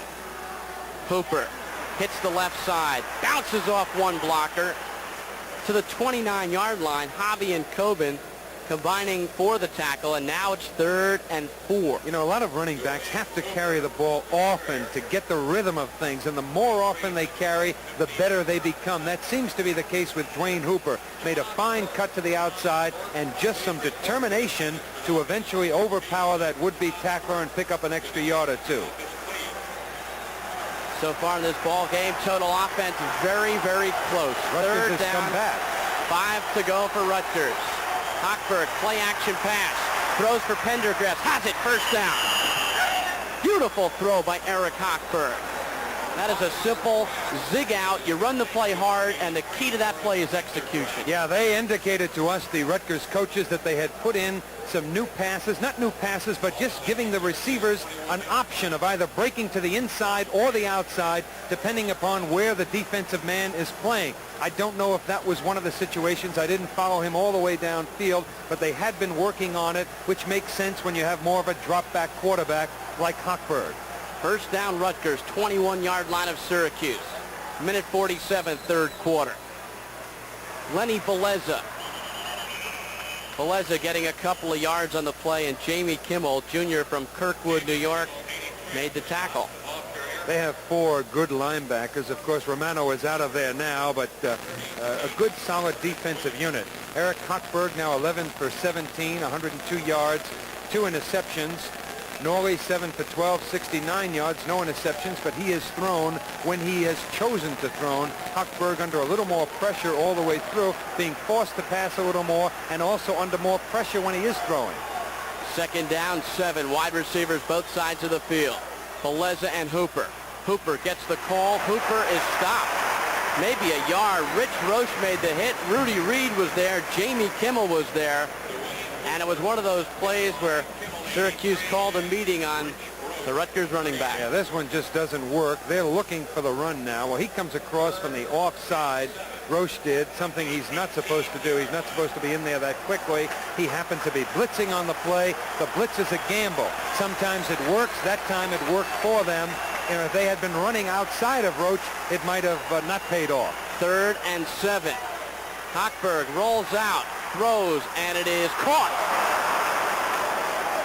Fine second effort by Alan Andrews, close to a first down. You know, they talk about concentration. All that receiver is supposed to be thinking about is the football. If Alan Andrews had been thinking of anything else or not wholly determined on catching that football, he could have never held on to it. The ball was deflected by the defensive back. Andrews looking at the ball, not worried about anybody coming from the other side of the field and unloading on him, which is what every receiver is concerned with when he's downfield like that, especially when the ball is up in the air. He's concerned not about the guy behind him, but somebody coming from the other side who's going to hit him square on. Well, that is the end of the third quarter of play. When we come back, Rutgers will have 4th and 1 at the Syracuse 12-yard line, trailing 17-10. Big 15 minutes left to go, and we'll be back, so don't go away. At Manufacturers Hanover, we separate fact from fiction. That's why you're coming to us for the facts on retiring comfortably, facts on checking, facts on earning high interest. You're getting these facts and more from our fact machines, fact phones, fact newsletters, and customer service staff. In these confusing times, it pays to come to Manufacturers Hanover Trust, where our facts make your money worth more. Look where the facts got us. I admit it. I overdid it. I went that extra mile. For all you overdoers who push your bodies a bit too far, there's Bufferin. I admit it. I overdid it. I kick like a cheerleader. Now I could kick myself. For all your minor aches and pains, there's Bufferin. Bufferin has aspirin, the pain reliever so many sports doctors recommend. Plus, it's buffered to help protect against aspirin's stomach upset. I admit it. I overdid it. I didn't win. But I won't be a sore loser. Bufferin, for when you overdo. Bruce Beck and Sam DeLuca at the Carrier Dome in Syracuse, New York. Rutgers completely dominated in the first half of play, trailing 17-0. Came back in this football game to cut the lead to 17-10 in that third quarter of play. And Rutgers now with 4th down and 1 yard to go at the Syracuse 12-yard line with 15 minutes of football remaining. And Rutgers will go for it on 4th and short. Got to in this situation. We talked about the fine concentration on the part of the receiver on that last completion that we just saw a replay of. But once again, Eric Hochberg right on target. There was just good coverage on that play. This is the football game, the moment, the test of willpower and determination right here. T-backfield for Rutgers. Hooper goes in motion. Vernon Williams straight up the middle. Rudy Reed made the tackle, and it's very close. Syracuse fans think they have stopped Rutgers. Rutgers offensive line think they have made it.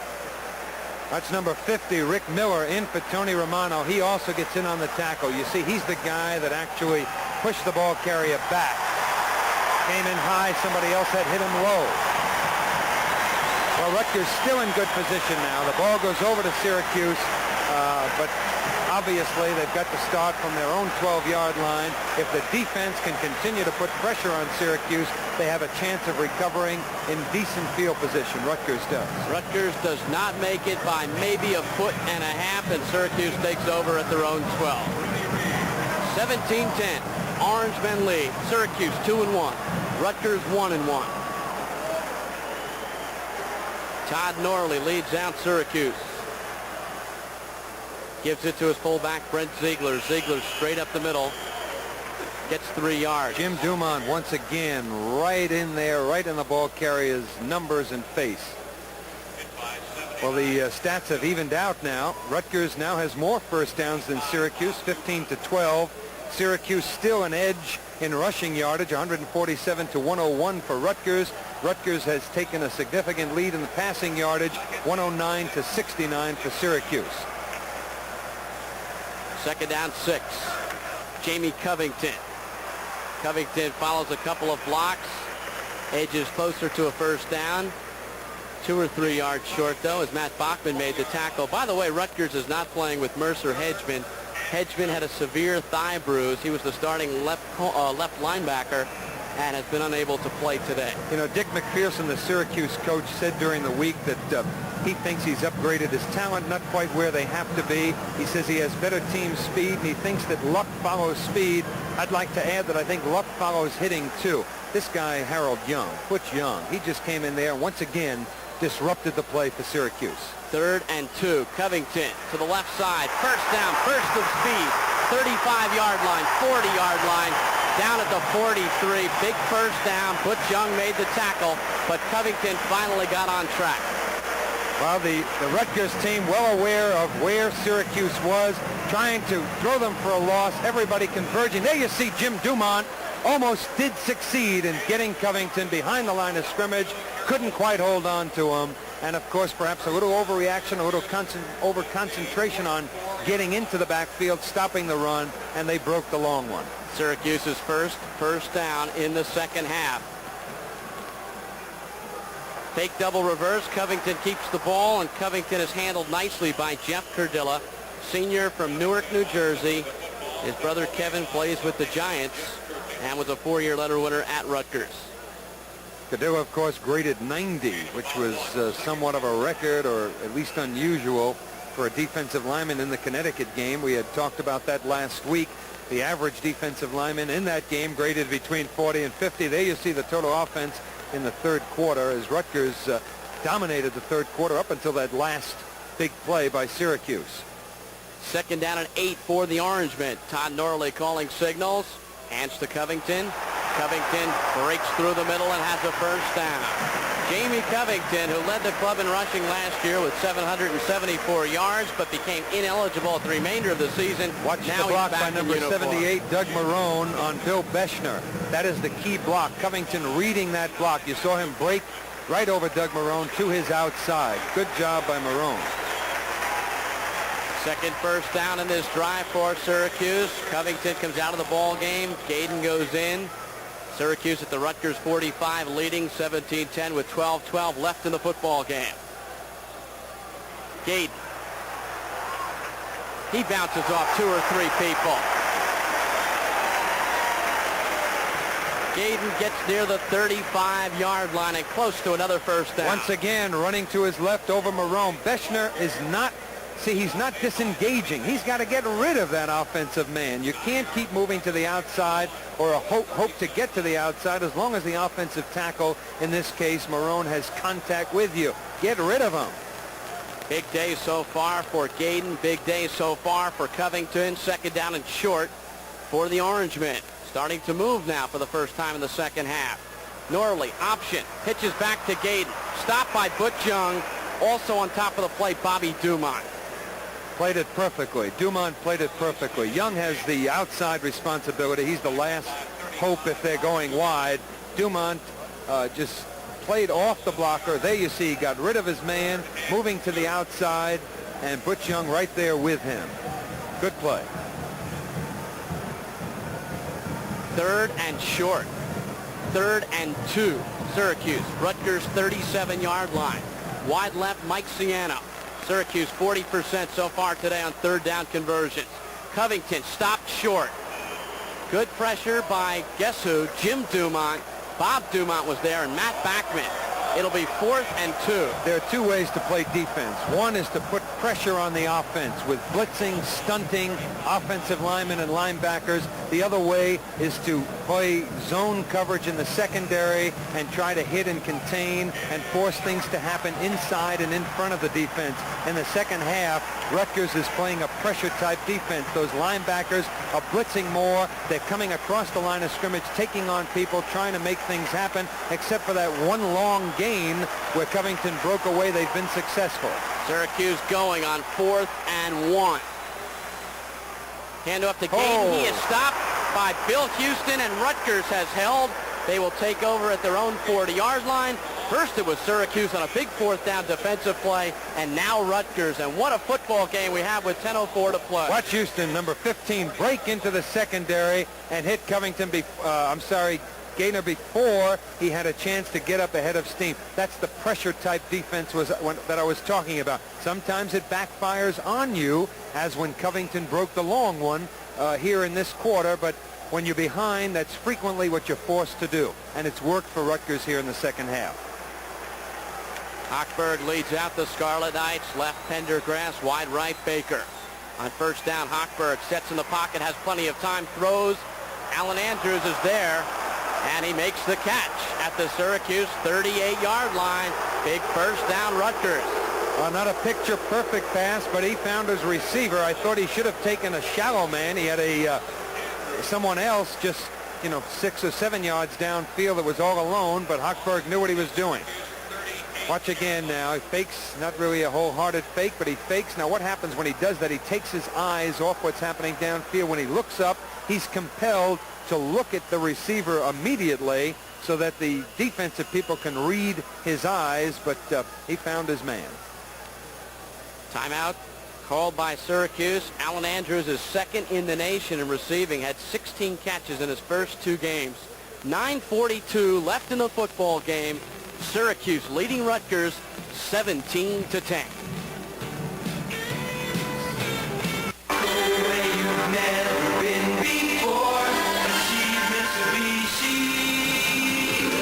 In the courtyard, the all-new Sports Coupe with front-wheel drive, a slippery arrow front body, a low .34 drag coefficient, and a 4+4 transmission available. The only Sports Coupe with a liquid crystal display on the Cordia LS.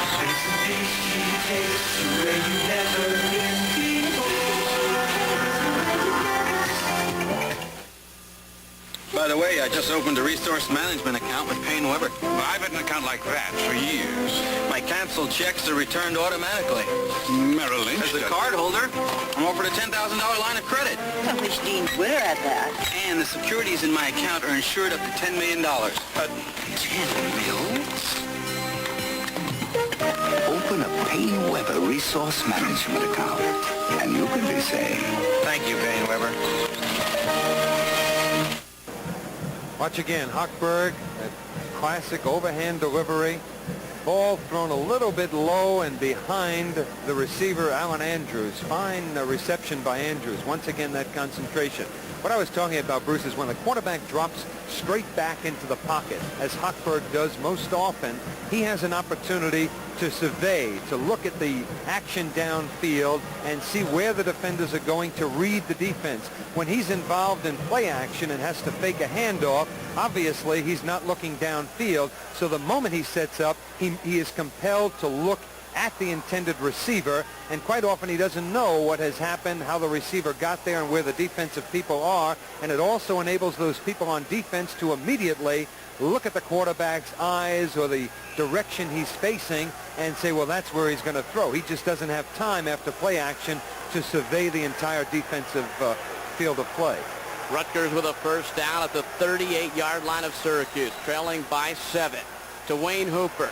Bounces off a couple of people, gets 3 yards really on his own, Sam. Timmy Green made the stop. Just to finish that train of thought, however, the reason for play action, especially when you're running the ball as effectively as Rutgers is doing here in the second half, is it holds the linebackers. The linebackers don't know whether it's a run or a pass. So the advantages of play action are offset by the disadvantage to the quarterback in reading the secondary. Second down, 8. Baker comes to the left. Hochberg steps in the pocket, throws for Baker, has him, first down, Syracuse 20-yard line. Decisiveness. Hochberg is never indecisive. Have you noticed that? See, now many quarterbacks probably would have chosen to run in this situation. Watch how he drops back. He's under some pressure from his left. He moves up to his right, and he had running room to his right. Instead of picking up 5 or maybe 6 yards running with the football, he keeps his cool and finds the open man downfield. Baker, a big play man. Rutgers first and 10 at the 20-yard line, 8:46 to play. Straight up the middle, Vernon Williams, and he is all muscle as he picks up 4 behind the inside blocking of DeGilio and company. Well, we've had a complete turnabout here in the second half. Rutgers is doing to Syracuse what Syracuse did to them in the first half. And, of course, Syracuse had just a few breaks there in the first half. And what you're talking about really is control of the line of scrimmage, how it's changed. Still blocking and tackling. Rutgers mixing things up, but keeping the ball on the ground more today than a week ago, that's for sure. Second down, call it 6. To Wayne Hooper. Only a couple of yards. Tony Romano made the tackle. Timmy Green was there. Romano's a tough kid. He's back in the football game after that neck injury. And that's the kind of player that a coach like Dick McPherson enjoys working with. See, and what this has done to the Syracuse defense, the fact that Rutgers has been running the ball successfully, it's prevented them from going to their nickel package, the 5th defensive back, and the 4th pass-oriented defensive lineman. 3rd and 5, Rutgers at the 15-yard line. Hochberg sprints out to his right, looks, throws for Pendergrass, incomplete. Pendergrass was never open. Hochberg was under pressure, and it brings up a 4th and 5. He was under pressure from Jamie Kimmel, their best pass rusher, number 83, who had academic problems, was dismissed from the university and had to reapply for admission, along with Covington. So Rutgers brings on the field goal team. Tom Angstadt, who was 1 for 2 today. They'll spot the ball at the 23-yard line. It'll be a 33-yard attempt. Rutgers trailing 17-10, trying to cut the lead to 4. 7:28 left in the football game. Keith Hudak will hold. Ball placed down, kick is high, it's perfect. Angstadt made that one look easy. And Rutgers has cut the Syracuse lead to 17-13. 7 minutes, 22 seconds to play. We'll be back at the Carrier Dome in just a moment. Of time left, 7 minutes, 22 seconds to play. Syracuse was up 17-0 at halftime. It's been a complete turnaround in the second half. Rutgers has cut the lead to 17-13. On that last drive, Rutgers traveled 44 yards on 6 plays, a 33-yard field goal by Angstadt. Hard to believe that Frank Burns was rather tentative and uncertain about his place kicker prior to that first game against Connecticut, because Angstadt has certainly been exceptional. He kicked three field goals against Connecticut, was 1 of 2 against Boston College, and the one he missed was from 42 yards. He hit on a 39-yarder, and of course he has 2 in this football game. Syracuse looking for win number 500, and Rutgers certainly doesn't want to be the team that's listed in that record. Gayden handles it at the 5. Gayden to the 15, the 20. And Gayden is out across the 25-yard line. Syracuse would like to control the ball now, eat up some of the clock, and move. Good job by John Walters, a backup offensive guard on that last play. Took on the blocker and made the tackle. Dick McPherson, head coach. Syracuse was formerly the coach at the University of Massachusetts. Has worked with the Denver Broncos, the Cleveland Browns. Now back running the program here in upstate New York. First down, Todd Norley hands off to Jamie Covington, thrown for a loss. Number 65, Billy Beshner. That time they ran to the weak side. I had indicated before that Syracuse flip-flops its offensive line. Marone is on the strong side. That time they ran to the weak side. The tackle was Bob Brodsky. Bill Beshner took him on, disengaged, and came in on the tackle. Second down, 12. 6:45 left in the game. Rutgers on a blitz. Norley to throw. Fires, and it is almost intercepted by Jim Pickell. He had a clean shot at the football, but it falls astray. Yeah, Norley was under pressure. Once again, Rutgers sending the linebackers. There you see number 59, where he gets picked up by a couple of people here from the backside. Once again, Bill Beshner hits the quarterback. Should have had that interception. Billy Beshner, second team All-East last year, Sam. Pretty good football player. Staten Island, isn't he? Yes, he is. Here's Syracuse's third down percentage. They have a big one now, 3rd and 11. Big in terms of number of yards they need. Norley fires across the middle. Incomplete. Pass intended for Mike Ciano. Carl Howard had a shot at it for the interception. Fourth down. Syracuse will have to punt. Well, there you see Bob Dumont, and he has a right to be happy. He had good coverage on the play. I believe it was he that deflected the football. Harold Young was also near the intended receiver. Got an orange on her face? Yes, it was. Had to be an orange. Got enough orange in this stadium. Incidentally, a great place, isn't it? First time I've been here. Oh, it is absolutely gorgeous. You've got to remember, game conditions, 72 degrees, no wind. Ideal for football. Dan Errico back for Rutgers at the 40-yard line. And the ball punted away by Jim Fox. Errico fields it on the run, and he is really hit hard by Miller at the 44-yard line. So Rutgers has the ball. They trail by 4, 6 minutes, 22 seconds to play. More action coming your way from the Carrier Dome in just a moment. If you're ready for high-performance photography, the Minolta X700 program system is ready for you. Computerized, motorized, systematized, total capability, from fully programmed where you said nothing, even with flash, to creative manual where you control everything. The high-performance Minolta X700, voted camera of the year on 2 continents. Only from the mind of Minolta.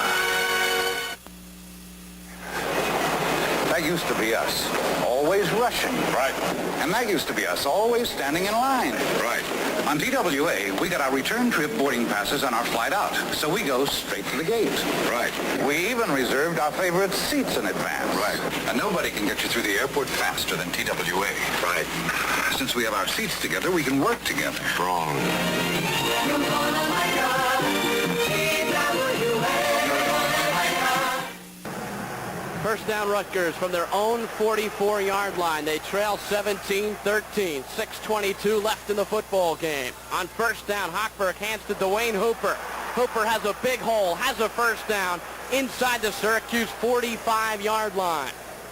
What Syracuse has to do now, obviously, is to stop the Rutgers running attack, and I think the primary thing for Rutgers is not to make a mistake. The thing that hurt them last week wasn't the only reason that they lost to Boston College.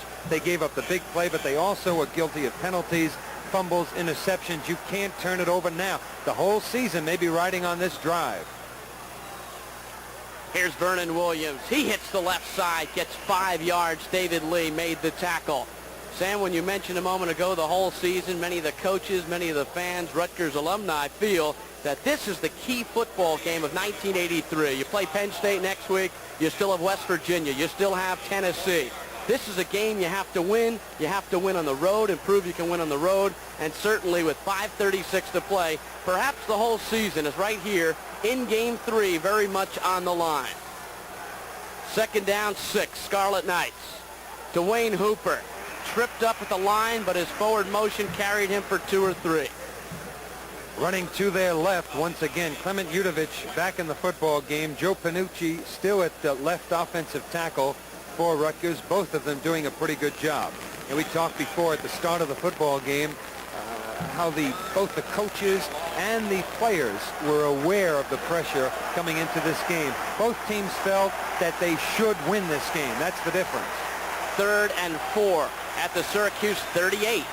Baker wide right, Pendergrass wide left. Hooper has the handoff, stopped short of a first down. Blaze Winter, the nose man, made the hit, and a good one. Some help from Jamie Kimmel on the play. It will bring up 4th and 3.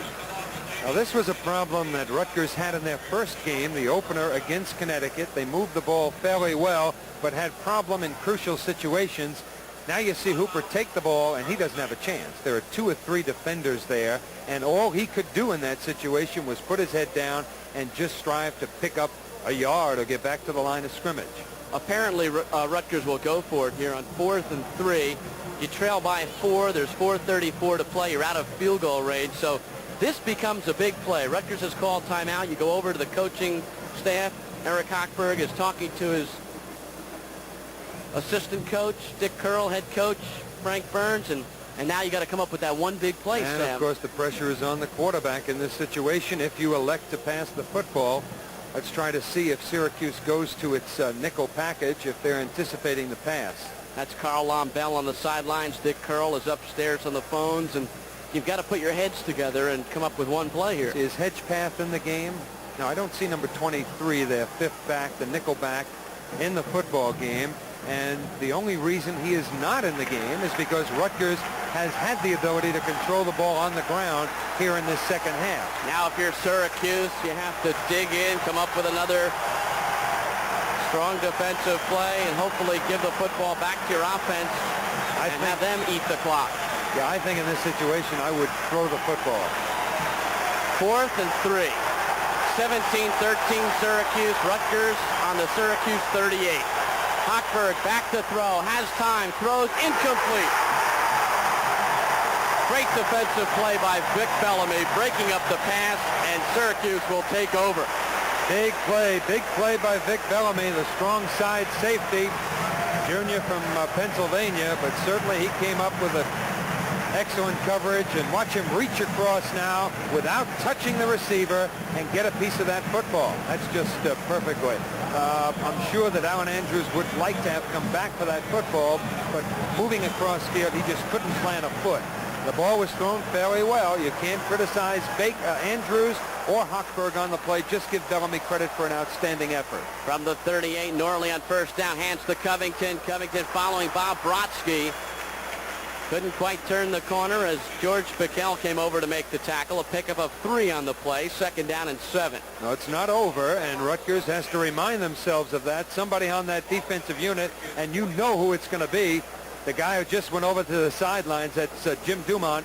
I believe he lost a shoe or something, but anyway, he's out of the football game. He is the guy that you look to in this situation. He has to be their inspirational leader.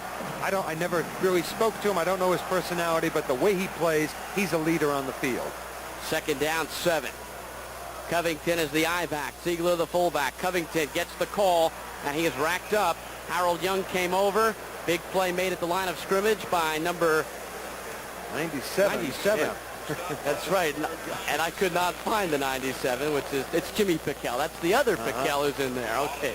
Got a lot of new people in there, or, well, several, not a lot of new people, but we hadn't seen Jimmy Piquel before. We hadn't seen some of those offensive linemen. I hadn't seen Joe Panucci. Now the defense gets a real chance to give the offense another chance. Oh, yeah. 3rd and 6. Syracuse from their own 41. Twins to the left side. Norley will put it up. Has time. Fires complete. 1st down. Mike Ciano, the sophomore from Springfield, Pennsylvania. And Syracuse is inside Rutgers territory. That seems to be the pattern that he goes after most often. Receiver goes downfield, hooks up between the safety and the cornerback there. There you see him. Safe pass, relatively safe. Been successful for Syracuse. Ball control, the key now. Ciano has caught 4 today for 58 yards. Covington and Ziegler in the backfield. 1st and 10, Rutgers 44. Syracuse leading 17-13. Covington sweeps the left side, cuts in, has 6 or 7 yards. Covington following in the great tradition here of running backs at Syracuse. Larry Zonka, Floyd Little, Ernie Davis, Jimmy Brown. The list goes on and on. Once again, Rutgers continuing to play that pressure-type defense, looking to make something happen, looking to throw the ball carrier for a loss or force a turnover, sending their linebackers and defensive end, Dumont and Jim, well, both Dumonts on that last one. And once in a while, it works against you. The running back, Covington, broke to the outside where normally Bob Dumont would have been. 2nd down and 3, 2 minutes left in the football game. Syracuse by 4. Covington to the left side, stopped short of a 1st down. It will bring up a 3rd and short. Billy Houston came up to help on the tackle along with Bob Dumont. Same play they ran previously. To the outside, to the left. That time Bob Dumont was almost there, had spun out of the block. I don't think he, however, would have been able to bring down the ball carrier had he not had help from the deep secondary. George O'Leary, assistant coach. Syracuse trying to keep the football. 3rd down and 2. Orangemen lead by 4. 1 minute, 21 seconds left in the football game.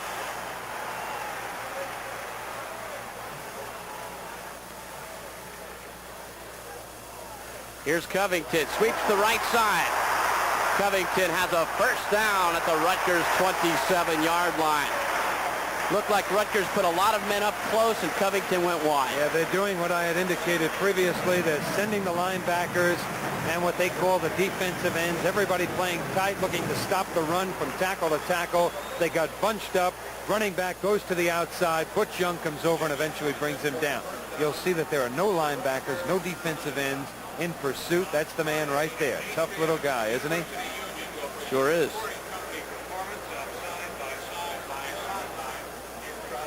Rutgers with 1 timeout remaining. 1 minute 4 to go. And all Syracuse wants to do now is simply hold the football, look for their 3rd win of the season and their 500th career win here for the university. And all Rutgers wants to do is force a turnover or certainly stop them without scoring, which is going to be difficult because it looks like in any event they're going to get a shot at a field goal. What a beautiful facility. Todd Norley has run the entire way as quarterback of Syracuse. The Syracuse schedule after today gets awfully tough. Next week, they're at Nebraska. Later in the season, they'll play Penn State.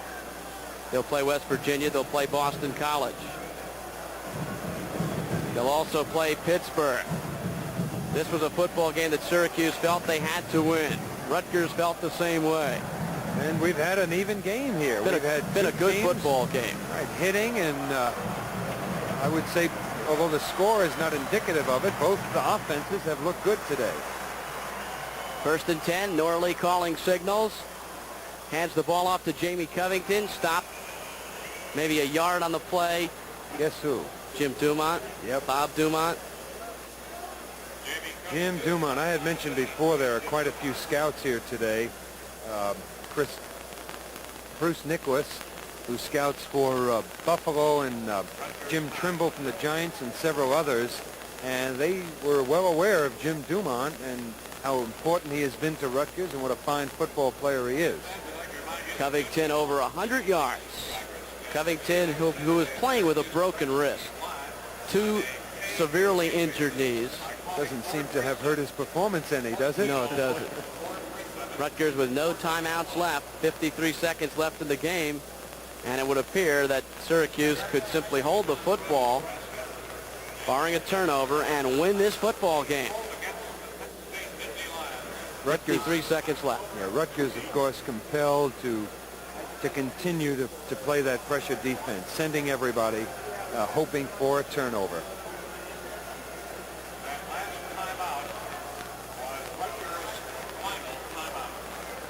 And Rutgers doesn't have any more timeouts, so this play right here is very important. There's Frank Burns, and you can imagine some of the things running through his mind right now. Eric Hochberg got the starting assignment at quarterback today, and I think handled himself very well. Norley on 2nd down and 10. Just wants to hold on to the ball. Covington gets the handoff. Covington is at the 20. He's inside the 20. He's close to a 1st down.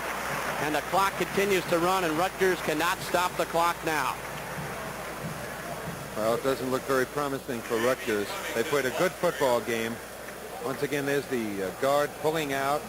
Covington breaking to the outside, does have good speed, does have good vision, breaks back inside when he sees the, I believe it was Harrow Young that he had in his line of vision, and had he not broken to the inside, Young might have made the tackle. But anyway, Rutgers, I think the game plan worked today. Certainly it worked here in the second half. They had intended to run to the weak side, away from what they called the end over, where that defensive end lines up on the tight end. They had success in running that. They ran from the one-back offense successfully. Again, somewhat of, not an innovation, but something they put in specifically to counteract the Syracuse defense. And they do have considerable yardage, both rushing the football and passing. 3rd and short, but that really doesn't matter now with 16 seconds left in the football game. Syracuse needs to simply hold the ball. And that should do it. 5 seconds left. The Orange Men of Syracuse have won their 3rd consecutive football game. 3rd in a row before the home fans here at the Carrier Dome, and they win it 17-13. First time they've won 3 straight since 1979. And the 500th victory in the history of Syracuse University. Final score 17-13 from the Carrier Dome in Syracuse, New York. The action here on the Rutgers University campus each and every week. We thank you for joining us. This week we have Coach Frank Burns, and we'll be chatting about the Syracuse game with some highlights as we look also at a preview of the Penn State team. We also have 2 outstanding athletes. We have tailback Dwayne Hooper and linebacker Jim Dumont. We'll be chatting with them and seeing some highlights of their action on the playing field in the Syracuse game. And of course, we'll be giving away tickets to the Rutgers-Tennessee game coming up later on in the season. All of this and more coming up right after we pause for this message on the Rutgers Sports Review. Thank you for joining us. We'll be right back. Sports Review, and as always, our guest, our very special guest, Frank Burns. Coach, welcome back to the program. I know that you're the kind of a person who comes win or lose. Today is not necessarily a happy day looking back to last weekend, but looking forward to this weekend, we'll look on the positive side. How do you feel about the overall Syracuse game? Well, you know, it's like two different football teams, Pat, and I'm sure that Dick McPherson, the Syracuse coach, can say the same thing. In the first half, we were really not in the football game, behind 17-0, nothing. Made a lot of mistakes, just were not consistent. Second half came out, as I say, we're a different club. We moved the ball very well. We ran the ball better than we have all year, and I thought Hochberg did a good job passing. Hopefully we can play that type of football the rest of the season. And on the plays, of course, when you went for the first down, I'm sure you'd do it again if the circumstance came up again. Yeah, I really would. I thought at that time we were down in there pretty close. We were 4th and 1, maybe even a little bit less than 1, and we were moving the ball very well. You know, we had things on the upswing. I felt strongly that we could make the first down, but obviously, you know, I was incorrect. But I would do it again. Some of the points that you've noticed about some of the players, the growth factors. Well, I think number one, I think Hochberg, you know, came along pretty well during the game. He made a few mistakes in the first half, threw the ball where he should not have, but in the second half, I thought he, you know, performed very well. And I think John Owens, our right guard, played a fine game. Joe DiGilio, people don't see that center often, but Joe has played well again. He's been playing well. And Clem Udovich at the other guard played well also. Well, Coach, let's take a look at those highlights from the Syracuse game. You said it was a good half and a bad half. We're going to have a little bit from both halves. But here we have, of course, a scoreless first quarter. And after that, in the second quarter, Don McCauley of Syracuse kicks a 35-yard field goal for the first points of the game, 3-0 Syracuse over Rutgers. And now on a 2nd and 7 from the 50, wide receiver Scott Schwedes on a pitch out from quarterback Todd Norley passes to tight end Marty Chalk. The pass is intercepted by Billy Houston of Rutgers, but Rutgers is called for pass interference. And, Coach, we're going to see a replay on this, and I really don't see the interference. Well, I didn't see it on Saturday. On the field either. I still don't see it. That's correct. But this Schwedes is a very young guy and a very fine athlete. Gets away pretty good there. Real good receiver. Bobby Dumont rushed him pretty well. There's the interception by Billy. Right.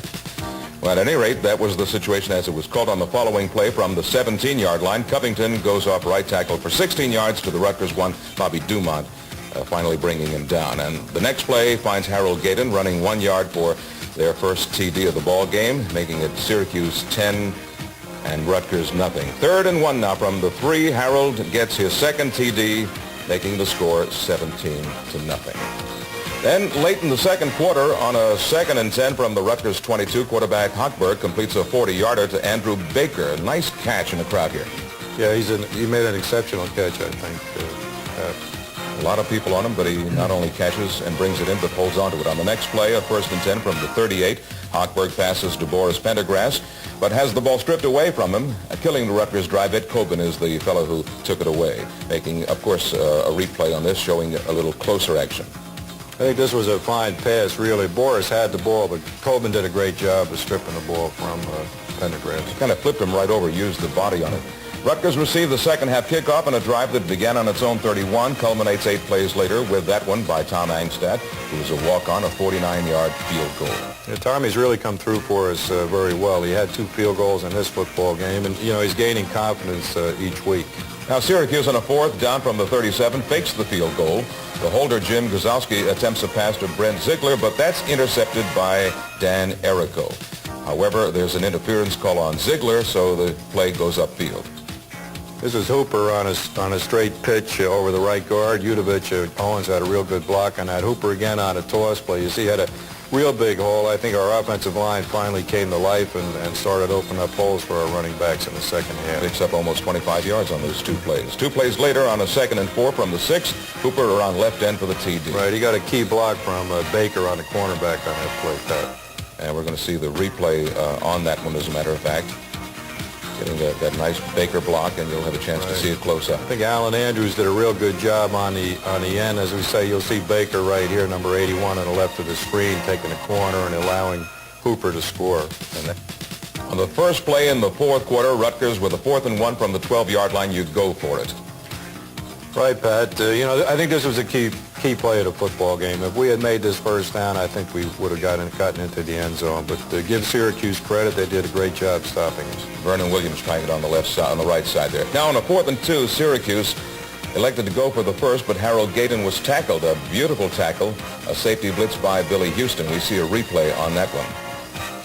Billy got in really quick on that. He certainly did. We call it a free safety blitz. He came through and tackled Harold Gaydon. And again, this was a key play. It allowed us to take over the football and get down for a field goal try. Hochberg to Andrews for 22 yards, the 38-yard line. It was a very fine catch by Andrews. If you get the ball near Alan Andrews, he's going to come up with the football. And here it goes. This is the replay. Right. It's thrown a little bit to the outside. Andrews was curling in. It was thrown to the outside. As they say, he made a great catch. A couple of plays later, he goes to Andrew Baker for 16 yards to the 20. Right. This gets us in, a real good field position. And 4 plays later, Tom Angstad kicks a 33-yard field goal, making it 17-13. And then with just about a couple of minutes left to play in the ball game, you got a 4th and 3 from the 37, Syracuse's 37. Hochberg's pass intended for Andrews is batted down on a fantastic play by Vic Bellamy. Yeah, Bellamy, the strong safety, did a great job. It's hard to understand how he could make that play without interfering with Andrews, but he did, Pat. Syracuse kills the clock, and that was the end of the football game. They pick up their 500th win insofar as Syracuse football history is concerned. They're basically a good ball club. They've always been a good ball club, home of some great pros. They've had some great people up there. There's no doubt about that. Jimmy Brown, probably the best back that's ever lived, and Ernie Davis. You can go on and on with the backs they've had. We're going to take a look at the Penn State highlights. We'll look forward to what's coming up this weekend after we pause for this message here on the Rutgers Sports Review. Stay with us. We'll be right back. Welcome back to the Rutgers Sports Review. Our guest, Coach Frank Burns. Frank, we have Penn State coming up. They finally got their first win. I don't know whether that's good or bad, whether you want them 0-4 or with a win that wasn't that great a win, but a win nonetheless. The Lions are roaring not quite well this year. Well, they're having their problems. There's no doubt about that. But I really don't think it makes any difference whether they won that football game or lost as far as we're concerned. They have a lot of great athletes up there. There's no doubt about that. And I'm not worrying about Penn State. I'm worrying about our people. We've got to get our people ready to play, and I'm sure we will. Let's take a look at some of the highlights from Penn State. We have a couple of games that they participated in, the Cincinnati game as well as the Iowa contest. This is the Iowa game. John Williams, who, by the way, was hurt last week and did not play in the Temple game last wek. Jonathan, he's a local boy from Somerville, a great running back without a doubt, and I assume that he'll play against us this week. And we have Doug Strang now going to Kenny Jackson. By the way, Doug Strang was hurt in the game last week. He did not play the entire second half. Kenny Jackson of South River makes a reception here. Right. Penn State's problem, I think, really has been in the quarterback area, Pat, and Strang is a very fine athlete. He came on real strong against Iowa 2 weeks ago, and I'm certain, I know that he was injured against Temple, but from what I hear, he'll definitely play against us. There's a great catch by Kenny Jackson from South River, superior, maybe the best wide receiver in the country. Now it goes to tight end Kirk Bowman here. Right. They have two real fine. They have another tight end, D'Amidio, that can really get deep on you. He's very fast. Strang gets sacked after this replay of the Bowman shot. This is the sack. I'm sorry. Right, that's a sack. He got it from the backside, and I don't think you will see Joe Paterno is not too happy with that sack. No, he looks a little frustrated. At that time, of course, it was the beginning part of the year, and the Iowa game was a tough one for him where they were able to score, but they lost the game anyway. Right, it was a high-scoring football game, very high-scoring game. Here's another sack. These kids come to play. Their defensive team was, as I understand, was sky high last week. A lot of confidence in themselves. That's Gattuso. This Gattuso, and that was in the Cincinnati game, by the way. Right. We have Mark Fruin covering the ball in the end zone there after a fumble. And go ahead. They've got a veteran defense. They've done a little. They've shaken up their secondary some. Here's a great punt by the Penn State punter. This kid gets the ball up in the clouds. It's almost impossible to return the ball against him. And he caught the coffin corner there on the 3-yard line with that one. And Nick Giancitano getting 3 points. He's a good kicker, too. He's an excellent field goal kicker, no doubt about it. All right, Penn State coming up. We have a couple of players on the program today, Dwayne Hooper and Jimmy Dumont, who've been playing outstanding ball for you. What's your quick comment on those two players? Well, no doubt about it. Two excellent football players, without a doubt. And you get talking to them, I think you'll find out why. They're not only real fine football players, they're two great young people. Dumont has been tackling all over the field. How many does he have? Well, I wonder how his head feels the next day, to tell you the truth. How many did he have in the last week's game? He had 13 unassisted tackles, and he had 5 assists. That's a lot of tackles in a football game. It's all over the field, really. No, he is. He's all over the field. There's no doubt about that. And he plays like that every week. Hooper, I thought, ran very aggressively. I think Dwayne has really come into his own, and he's doing a great job for us. Any prediction? I don't want to put you on the spot, but... Well, you know, I never predict, but I'll predict this. I'll predict that our kids will be up for the football game and they'll play to the top of their ability. I'm sure they will, and we thank you very much for stopping by. As we say, win or lose, Frank Burns always stops by here on the Rutgers Sports Review, and it's our pleasure to have him. We'll be talking with him again next week after the Penn State game. In the meantime, you stay with us. We'll be back with the players in just a moment. On the Rutgers Sports Review, joining us now are two outstanding athletes from the Rutgers Scarlet Knights. We have Dwayne Hooper, a junior tailback from Woodlawn, Maryland, who had 81 yards and 19 carries against Syracuse, including 1 touchdown, a great game.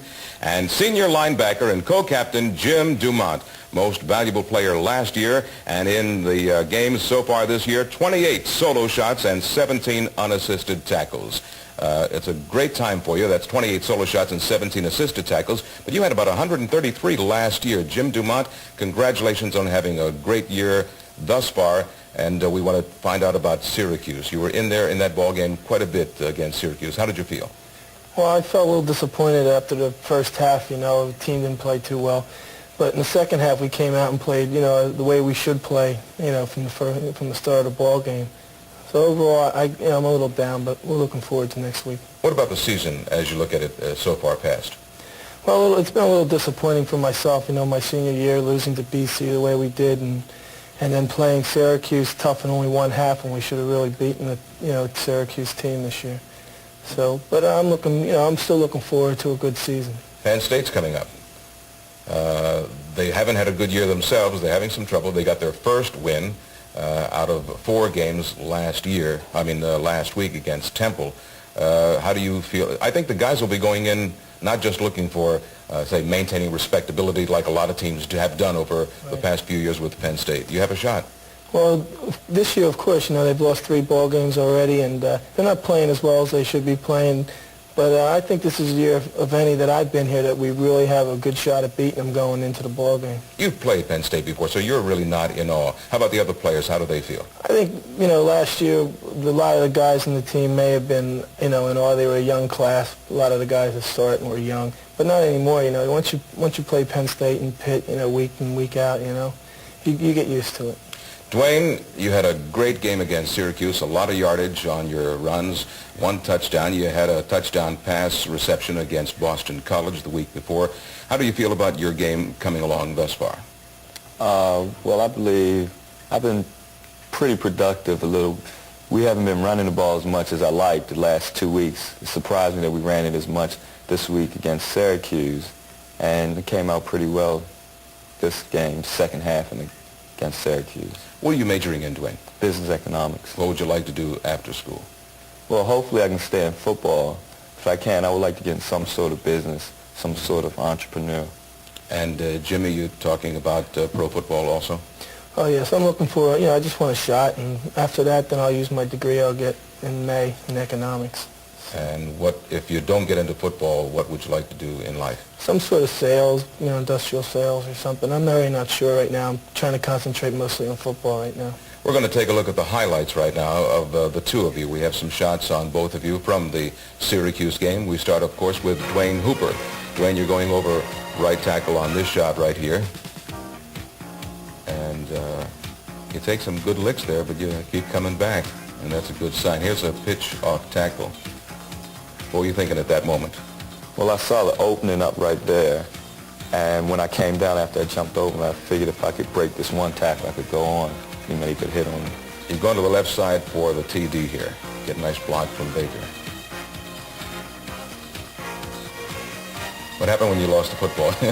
I tripped over Baker's foot, and I landed in the end zone. And I just dropped it once I hit the ground. I wanted to make sure I was in, so I went on to pick it up. On the trap block play there, you got some nice yardage. So we see Dwayne Hooper getting some good running plays for Rutgers. Here comes the replay on that trap block.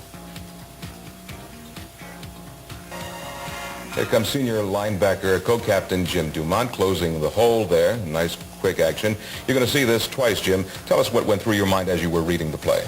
Well, I got held in there a little bit because he started going towards the center, but I should have scraped harder to the outside. It would have been a lot better hit. I wouldn't have ran into that guard there. You got some quick lateral movement there, and you pick up his legs and bring him down pretty good. You have a crossfield tackle on Covington coming up here.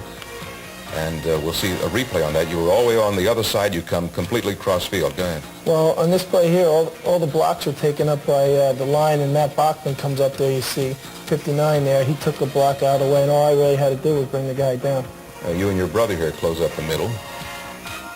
Down in there, you just go for the ball in there. It was short yardage. And here's a 3rd and 2. As Bobby forces the play inside, you do the tackling. And on this one here, we had a blitz on with both inside linebackers coming on a blitz, and once I got through the line, I had to just adjust to the ball.